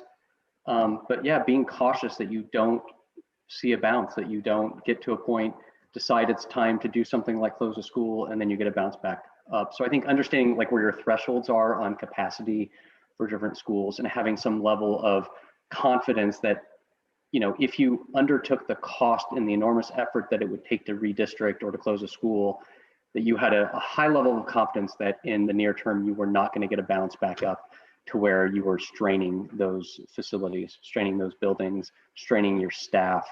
And so it just has to be done cautiously. But, think, like I said earlier, a lot of things can be on the table. Avery cited the strategic plan. I think it's something that will be addressed in next year's strategic plan. And there are opportunities too. There are opportunities if we have to redistrict for space utilization, possible bus routes, reduction for start times, things like that we could look at. Thank you. Mr. Zhang. Yeah, definitely. That's I think I mentioned that in my opening statement. Is like we got to actually take a look at the resource and the space utilization. It's not like a 1-year trend. It's a trend in the last 10 years. And then in the last 10 years, we only have 1 year with 9 more students. And then the other 9 years, every single year, we lost students. And then it's projected to be that way for the next couple of years as well. So, it may be to a time we have to actually put serious consideration into that, because there are so many things which we want to do, but in order to do that, you have to actually figure out how to actually better utilize your resources. Thank you. Mr. Wilkins. So it also falls on other parts of the town management, between the town manager, the planning board, the finance committee. Like they all need to make Westford an attractive location for more people to move into. But aside from data, we also have to have accountability. You can't just say, oh, the student committee voted for this and not have any data or facts or a case. There needs to be accountability. Same with any of the teachers or the superintendent. They all need to be accountable for all their actions. And I can say that for the town manager and any other member of the government.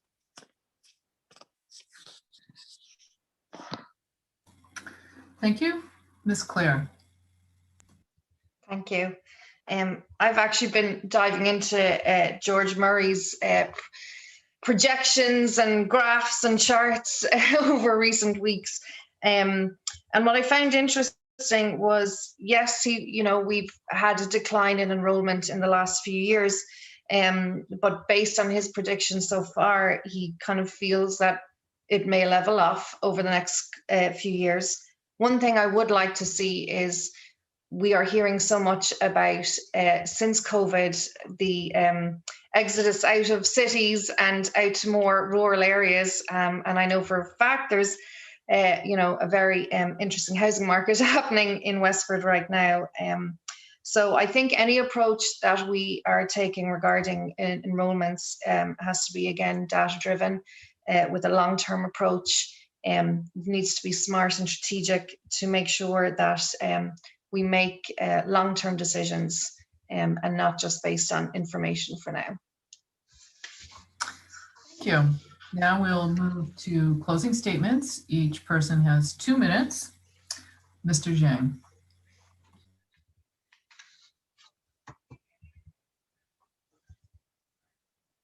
Sorry, trying to unmute. The button is hard. Again, thanks the League of Women Voters for hosting the candidate night and then our second year virtually. Thanks Westford CAT for the live broadcasting.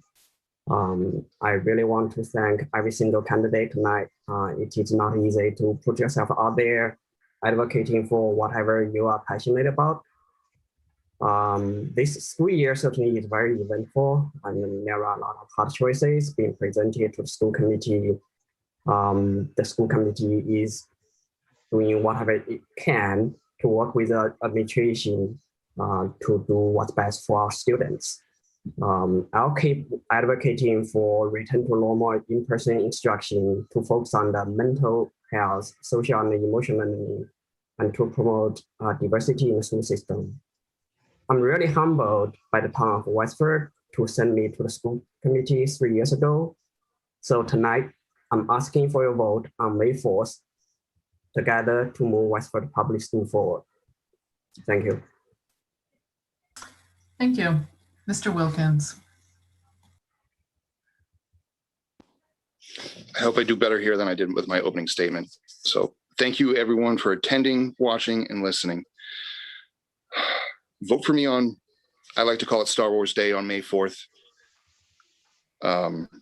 You can find me on Twitter at Steve Wilkins 79, and I'm also on Facebook at Steve Wilkins for Westford School Committee. Just remember that I'll be a strong voice for all the students and parents who want to help their students and kids. I'm an advocate for mental health, and I got much experience in mental health, social being, domestic abuse, and child abuse. Thank you and good night. Thank you.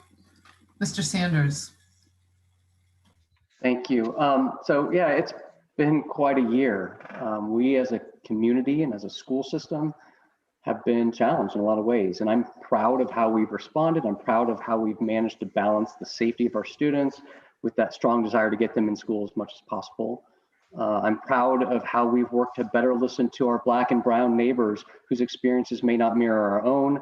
I'm proud of how, despite a pandemic, we've gotten involved. We've attended town meeting on the field, we've voted, we've volunteered, we've decided to run for office. But yeah, there are definitely challenges ahead for the schools. Our commitment to diversity, equity, and inclusion can't just be lip service. The hard, necessary work has to follow, and that has to happen now. We have to keep looking out for not only the academic, but the physical and the social and emotional well-being of our students and staff, remembering that we're educating whole people who can't be represented solely by their MCAS scores and GPAs and what college they got into. And we have to prioritize the sustainable management of our resources in the schools, which means not only the fiscal responsibility, but openness and accountability at all levels, attracting and retaining talent for our teachers and administrators and staff. But all of those, I think, are also really exciting opportunities. We get to take what is already a really strong district, and we get to build on that. We get to keep looking for ways to innovate and make it stronger. And so I look forward to continuing to be a part of that. If elected, I'm going to keep doing what I've been doing. I'm going to approach the role with humility and curiosity and empathy and flexibility. And this is also a time of transition for our schools. In the coming months, we will be welcoming in a new superintendent, a new director of school finance, and we'll be developing a new strategic plan for the district. So as one of the two most experienced members of the school committee, I feel a responsibility to continue to serve and provide stability and continuity in a time of so many changes. So I look forward to the opportunities and to the challenges ahead, and I ask for your vote. Thank you. Ms. O'Connell. Thank you to everyone for watching this tonight or in the future when you watch this. And what I would say is, I would propose a question to you. And that is, are you happy with the way the school committee and the schools in Westford have responded to the pandemic over the last 12 months? Or do you feel that things could have been done differently, i.e. better? If you're happy with the way it's been handled, then you know who to vote for. But if you feel frustrated, like a lot of us do, that concerns weren't listened to, voices weren't listened to, even when you look at kids going back to school now and the younger grades started last week, that wouldn't have happened last week if the state DESE didn't essentially force our hand. It would have been a few more weeks at least. And so do you want a school committee full of leaders or followers?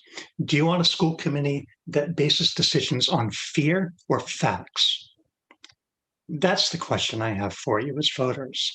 And if you want a school committee full of leaders and a school committee that bases decisions on facts, a school committee that listens to the concerns of the parents in this town and may not be able to answer all of those concerns, but at least listens to them. If you want all of those things, I ask you to consider voting for me. Thank you. Thank you. Ms. Claire. Again, thank you to all the participants tonight and for the League of Women Voters and Westford CAT again for continuing to encourage and engage with town elections and issues. I'm a big advocate in getting involved where you can and taking part in what happens in your local community. I've spent the last number of weeks chatting to so many town residents, and their dedication to making Westford the best town for all has been really lovely to hear. And it really confirmed that moving to Westford for us was absolutely a great place for my family to call home, and where my kids will hopefully someday graduate from Westford Academy. Going forward, we need strong leadership, and I would really like to bring some new perspectives to the school committee and be a voice that understands how the classroom works, but also knows what it's like to be a parent and also a parent with children in special education.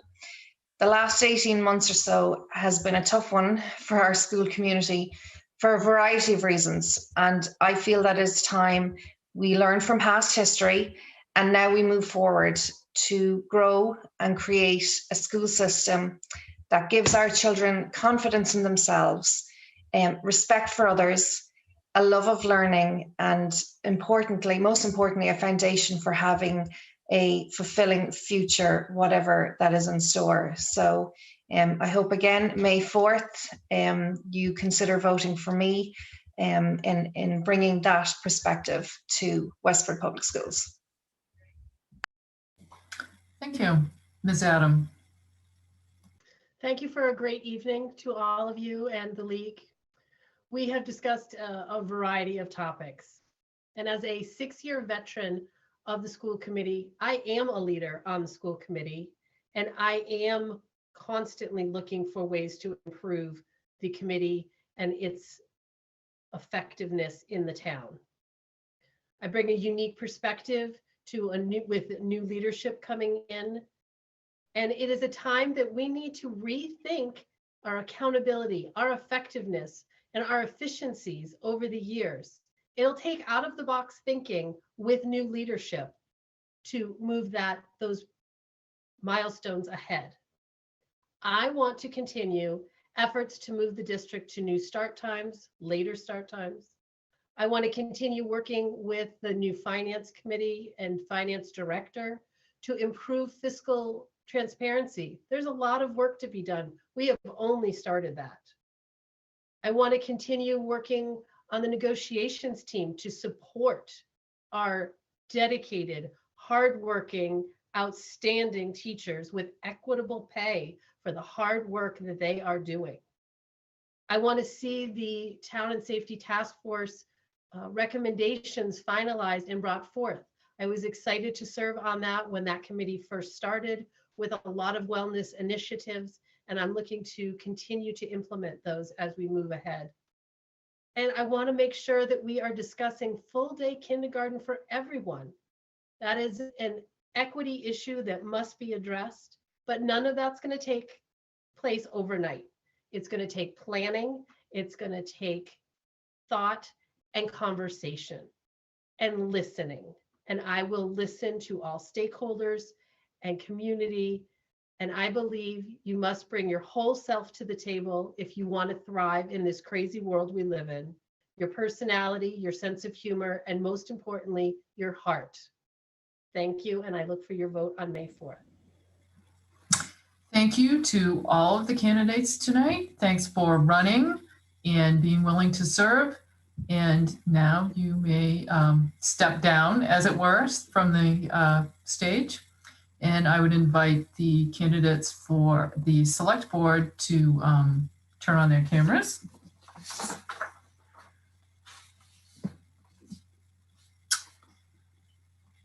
All right. Whoops.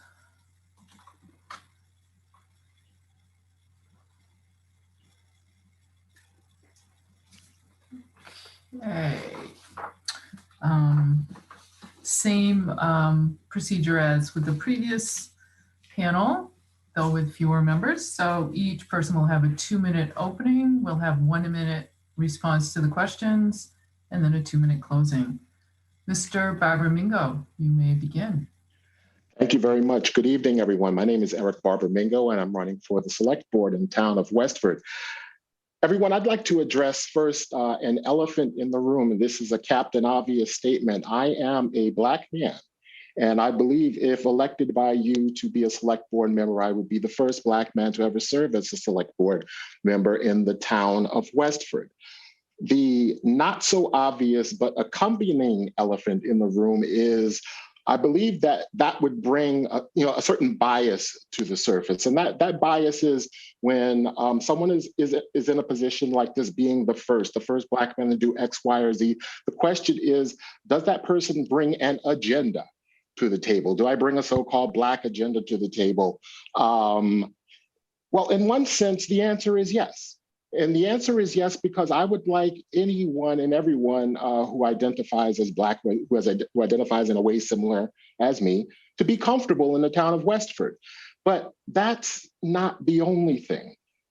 The real agenda that I bring to the table is that whatever color you identify yourself, whatever color represents you, I want to represent that. I am the diametric opposite of colorblind. I want to see every single color of the spectrum, and any color that represents you, I want to see that color. I do see that color. And why do I do that? Because every walk of life, those are my friends. Those are my neighbors. And guess what? If I'm going to do my job well as a select board member, I've got to see their perspectives. I got to have a curiosity about what they are, what they do, where they came from, and how they develop and answer problems, because that gives me a wealth, a treasure of opportunities to figure out different ways to solve problems that are facing the town. So I see everyone, and I hope everyone can see me as an excellent candidate for the select board. Thank you. Mr. Cunningham. Thank you. I want to thank the League of Women's Voters for hosting the candidates night. I'm John Cunningham, and I've been serving Westford for most of the last 16 years on multiple town committees for the sole purpose of giving back to the town. And I would like to continue my service as a member of your select board. I began my work for the town in 2004 with a one-semester stint as a substitute teacher at Westford Academy, Blanchard, and Stony Brook, and continued when I started on the town committees, beginning with the Comprehensive Master Plan Committee in 2005, where we developed a plan that has guided town leadership for the better part of 10 years since approval by the annual town meeting. Inspired by the hard work and selflessness of the members, I volunteered to work on other committees that over the succeeding years reached 10, including my current appointment to the Finance Committee. Other committees include the Conservation Commission for 9 years, where I worked with a great team working hard to balance citizens and developers' home building aspirations and protection of our wetlands and environment. Capital Planning Committee for 9 years, in which we developed a more extensive capital plan and improved process for facility design and construction. And the Public Works Initiative for 6 years, resulting in the creation of a facilities office and the new Department of Public Works. I am currently serving on the Finance Committee representing town meeting during the development of the budget. I want to use my experience in the military as a civil engineering officer and commander and my experience on town committees to help the town through the pandemic as securely and safely as possible. While Westford is one of the safest towns in Massachusetts, if not the nation, I want to ensure the safety of all our children and fellow citizens by improvements in public safety to protect against potential threats to our community. My third priority will be completing the much needed capital improvements on a reasonable schedule and in a plan designed to spread our debt payments to moderate the upward pressure on our tax bill. I want all citizens, especially those new to Westford, to feel as welcome as Emma and I did here over 26 years ago. So I would be especially attentive to the progress of the Diversity, Equity, and Inclusive Committee. I would be honored to serve you as a member of our select board. And if elected, I will serve you as best I can. And if Eric's elected, I will welcome him to the board and welcome him anytime, anywhere that I can have a chance to. Thank you. Thank you. Our first question. Do you support the acquisition and protection of open space in Westford? Do you agree with the select board's decision that the town not acquire the Westford Riding Academy land on Griffin Road? Mr. Cunningham. Having been on the Conservation Commission, I agree with the acquisition of open space. The real question is how much open space is enough. I do agree on the riding stable because just there was not any connectivity really with other conservation land. And it just, I think that we're looking at a big picture on the bigger parcels. We just acquired the Adams land not too long ago. The cost would probably have been pretty high.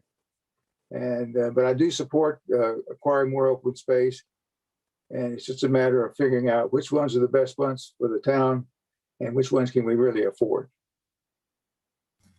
Thank you. Mr. Barber-Mingo. Yes, thank you. I do support the acquisition and protection of open space for the town of Westford to the extent that our budgets allow for it. The reason for that is this. I've been a resident here in Westford for 21 years. A number of things brought me to town, but I would have to say one of the primary things that did bring me to town is the nature that mingles with the population. I mean, it's a pleasure to wake up in the morning and see turkeys in your backyard and having to stop for them as they cross the road or seeing other wildlife and so forth. And the ability to maintain that somewhat rural taste, even as our population grows, means that the town would have to meter how much open space that there is. And the only way to do that is to somehow protect open space. And so it should be part of the town's priorities. Thank you. Next question. How do you plan to engage and communicate with your constituents? A former select board member sent out a monthly update and held regular meet and greets. Would you consider those or other opportunities to get to know your constituents? Mr. Barber-Mingo.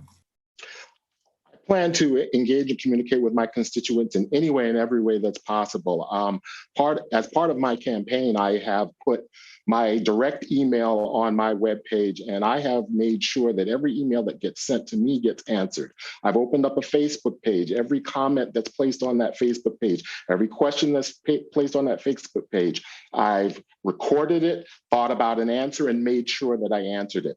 My campaign is founded on and supported by openness, supported by accessibility. I want anyone and everyone who's in this town to think, hey, I'm their best friend in a sense. You know, I can always pick up the phone or send something and Mr. Barber-Mingo is going to answer, and he's going to answer with a smile on his face. He's not going to think it's a burden to answer my question. He's going to understand, hey, I'm serving the town of Westford, and part of service is pick up the phone, respond to the email, and be as responsive as absolutely possible.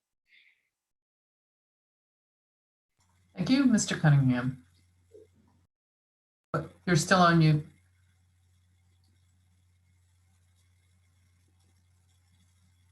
Oh, great. I'm sorry. Yeah, I enjoyed Elizabeth's, bi-weekly or whenever it came out, newsletter, maybe monthly, and then her visits to the coffee shop. My email is out there. My phone number will be available. I like personal interaction more so than I like getting an email. So I'm entertaining the idea of doing something similar to what Elizabeth did. I hate to be a copycat, but I like engaging people. I like making eye contact with everyone. I like making just personal contact. I will be open to any ideas. I'll be open to the public, and I'll be accessible through my email and telephone. Thank you. Next question. The pressures on balancing the town budget have continued to grow. Please provide specifics on how you would deal with the possible budget shortfalls in the future. What criteria would you use to decide whether to support an override to fund the ability of town departments to continue to offer high quality services? Mr. Cunningham. Well, I think we need to do a ground up budget. I've watched the budget very closely being on the finance committee, and I think the town manager has done a remarkable job in moving things around and making a budget that works, a balanced budget. I think we need to look at some of the things that we have options for, set up priorities. An override's a serious thing. If it's important enough, I would support it. But I think it's all about the process. I think it's a good process. I know that the finance committee spends a lot of time overseeing this and theoretically could recommend an override if we thought it was not adequate. But I would have to we need to go forward and see how this plays out. And if it's that serious, then I would support something like that. But I really would like to see us lower the pressure on the tax rate somewhere along the line. Thank you, Mr. Barber-Mingo. First, with regard to addressing budget shortfalls, one idea that I have is what I call avoiding the blockbuster syndrome. And by that, I mean anyone who's been in this town long enough knows that Blockbuster used to be right next to the CVS here in Westford. And that space has been empty for years. And that has nothing to do with the pandemic. It's been empty for years. We have got to do a much better job in attracting commercial businesses here in town and increasing our budgets by increasing commercial revenue, increasing revenue from businesses. Second part of the question, criteria for funding override. The basic thing is, the override is an extremely powerful tool and it must be used with much discrimination. So the criteria must be, it can't be, just off the hip arguments. It has to be anything that's well developed and well supported by fact as to what we need for a budget that would support an override. Nothing that is just not well thought through. And as Mr. Cunningham said, it has to be part of a process. Thank you. Following on to that, please explain why you do or do not support the ballot question on the May 4th ballot that would provide property tax help to low-income seniors. Mr. Barber-Mingo. I absolutely do support that because it's just a simple fact. If you're on a fixed income and your property taxes are going up and up and up, that has a direct impact on your daily life. You start asking questions about, well, can I pay for enough food because my property taxes have gone up? Can I pay for the house that I live in because my property taxes have gone up? So people who are seniors, people who have committed their whole lives to working, committed probably their whole lives to living in the town of Westford should be given the repose of that type of protection. If you need the financial protection, you should give it. I mean, there's a certain bedrock about caring for people that all town governance should have. And this proposition that's on the ballot is a fantastic way to express, we care for you, we understand your situation, so we're going to help support you in your golden years and make sure that you love the town of Westford all of your days. Thank you. Mr. Cunningham. Yes, I absolutely support that article. We have many seniors that are on fixed income, and yet our budget and our taxes continue to go up at a 2.5% minimum rate every year. So I absolutely support our seniors in that because whatever raises they're getting, they're based on a federal government index, and it's probably less than 1%. So I do support that, absolutely. Thank you.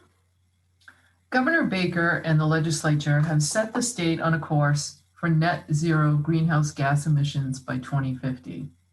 What actions do you support to reduce Westford's carbon footprint if you are elected? Mr. Cunningham.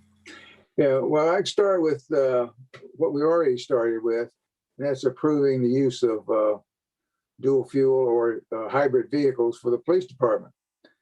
I think we need a strategic plan that the Clean Energy and Sustainability Committee is working on right now. That committee has the direct line to the select board. They're working on a plan, a strategic plan that will lay out how we get to that point in the time allotted in the next 30 years.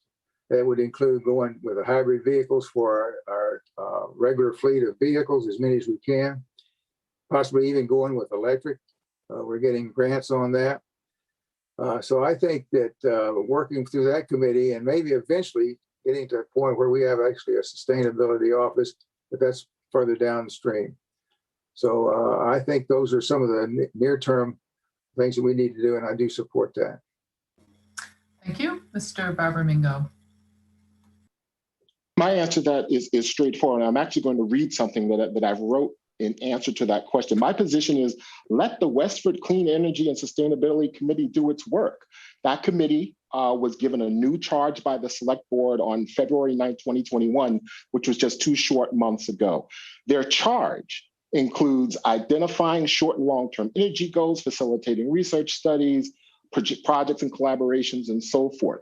One of my responsibilities as a select board member is to trust and use the expertise, the education, the dedication of people who are on committees that were formed to support the select board. As a select board member, I would treasure the work that they do, and to the extent that they come up with good recommendations, to the extent that they support things like getting the electric cars for the police force, that's what I believe I would support. To the extent that they are unable to or do not support those agendas, that I would vote in that direction also. Let the people who have the expertise and the desire in this area do their work and trust them. Thank you. What would you do to ensure that the select boards and town managers' appointments to boards and committees promote diversity, equity, and inclusion? What challenges to increasing diversity in these positions do you see, Mr. Barber-Mingo? I think one of the best ways to promote diversity, equity, and inclusion is to essentially jump in at every stage and at every opportunity to make public statements to show that you actually do support diversity. You've got to talk to all populations in the town. You've got to listen to all populations in the town. You have got to get a lot of input from every person and do that in a very public way. It shouldn't be back channels. It should be openly done at all of our meetings. It should be encouraged at all of our meetings. There should be efforts to go out to each community and make sure, hey, are you coming to the select board meeting tonight? Every community should have an aggressive approach by people on the select board to say, come, give us your input, and that's going to make sure that when we're doing our work, we're understanding it from every perspective. Thank you, Mr. Cunningham. In the 26 years I've lived here, we've become a much more diverse community than we were 26 years ago. I welcome the diversity in our community and our neighborhoods. I think we need to address that as we move forward, as we bring on new people, new functions, and as Eric mentioned, reach out to those communities. We don't talk to each other that much anymore. We don't have the personal contact anymore. I go through the market basket and I see a very diverse group going through there. Making eye contact and saying hello is a different story. We need to get to know each other.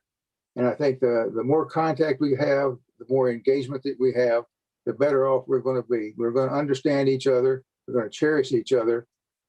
And that's what this community really needs. And I will endorse that. Thank you. Next. Will you support upholding the agricultural preservation restrictions on 66 Boston Road, sometimes known as Drew Gardens? Will you enforce the APRs or agricultural preservation restrictions as outlined in the APR contract, Mr. Cunningham? I don't know that there's any way not to enforce that. I think the law is pretty clear. We've been through that. We need to change that Drew Farms parcel into something that represents Westford. I did like the portion that they proposed where they were going to put in the agricultural piece on 2 sections of that land. It looked really good and it would have been a very nice entry into Westford. I did not support the restaurant part. We could do something by bringing that together with a larger project. Maybe somebody can bring that in as a larger farm type of operation. But something needs to be done. I think we need to get it on the select board agenda. I think we need to re-engage, even purchase it if we have to make that pristine parcel. But turning it into a restaurant, no. I think we need to adhere and abide by the agricultural restriction. Thank you. Mr. Barber Mingo. I'm a lawyer by trade. So to the extent there are rules, regulations, laws that are saying that what's been proposed just doesn't fit with the current rules that are there, we can't do it. And I think the select board has to have the fortitude to be able to say things like that. One of the fundamental powers of the select board is enforcing town laws, town regulation, bylaws, and so forth. So we have to be consistent in how we approach things by saying, look, if it doesn't meet certain standards, we can't do it no matter how much we would like to. And then we take it to the next stage. If it seems like it's a good idea for the entire town, we can be leaders in mapping out how it can get changed. But we can't just bowl over current restrictions. And certainly, as Mr. Cunningham said, if the restrictions are there, we have to remain lawful at all times and follow the restrictions. Thank you. This will be the last question before we go to closing. The school committee's process for choosing a new superintendent of schools started with an online survey and series of focus groups to gather input from residents and staff, and ended with opportunities for the public to meet virtually with the finalists and submit feedback to the school committee. In contrast, the only opportunity for the public to participate in the search for a new chief of police was one, quote, listening forum. In the future, should the search process for other high-profile department heads, like police chief, be more open to public input? Mr. Barber Mingo. Absolutely. Absolutely, unequivocally, it has to be open to more public input. The scope of the search for a position as important as police chief should be statewide, countrywide if possible, because Westford, even though it's a small town by some standards, we deserve to make sure that we are getting the best and brightest as part of our leadership. And we deserve to be open and accessible in the process that we take. And the only way to do that is to literally open it up, literally and physically open it up, go beyond our borders to look for the best and the brightest and make sure that the entire process is in the sunlight so that no one has a question about it. There's really nothing much more that you can do to make it better. Open it up. Thank you. Mr. Cunningham. I agree in having a more open process, but I have concerns about motivation when we bring somebody in from the outside far afield to enforce the law in Westford. I do think it should be opened up. I think if there are candidates in the state of Massachusetts, or even, they should be looked at also. So I think it should be opened up.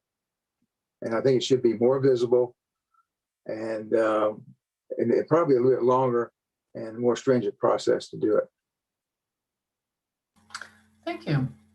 So that brings us to closing statements. You each have 2 minutes. Mr. Cunningham. Well, I want to thank the League of Women Voters again for hosting the candidates night, the other candidates for running in the first place and participating in this event, and special thanks to the audience for their forbearance, their insightful and challenging question. Going forward, we need to support our schools, students, teachers, and families who have shown a remarkable resilience and flexibility during this past year. We need to support our first responders who have continued to serve under difficult and challenging circumstances. They have been there when we need them.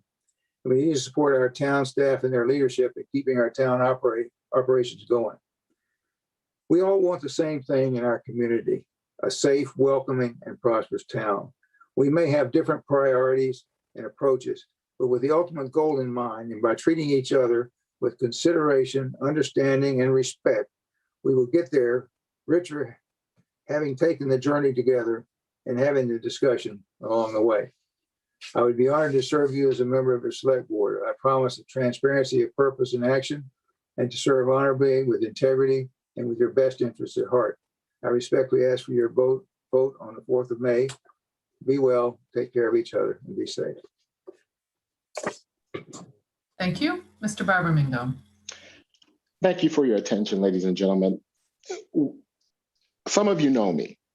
A lot of you don't. But I think as you get to know me, I think you realize what you see is what you get. And I'm going to be absolutely the same person if I end up being a select board member here in the town of Westford.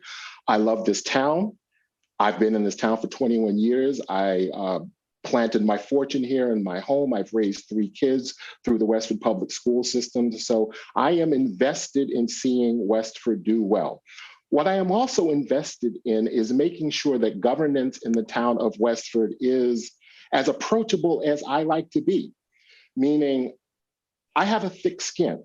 I want, if you agree with me, come on, let's have a chat and you're going to see this big smile on my face. If you disagree with me, come on and let's have a chat and you're going to see this big smile on my face. I am a trial attorney by trade, and I've learned that even if you're in an adversarial condition, even if you're dealing with people who may have the diametric opposite goals as what you have, it does not mean you can't be cordial. It does not mean that you can't deal with a smile on your face and understand where they're coming from. Because guess what? Sometimes they're right. You can't have a position of leadership thinking you're always right. You can't have a position of leadership with your talk always going, but your eyes and ears closed. Your eyes and ears have to be open, and you have to be able to meet adversity with a genuine smile. That's who I am. That's who I am. I think I could lead this town through a tough time, and I think I can be a person who anyone and everyone is comfortable in coming up to and saying, "Hi, Mr. Barber Mingo, this is what's on my mind." That's what's needed in leadership in Westford. And if you believe in that, vote for me on May 4th. If you don't believe in that, don't vote for me on May 4th. but Westford will proceed anyway. Thank you for your attention. Thank you to both of the select board candidates and to all of the candidates who participated tonight. I'm not sure if one of the local Westford members is going to pop on, but I will remind you to go ahead and vote. And there's Laura now.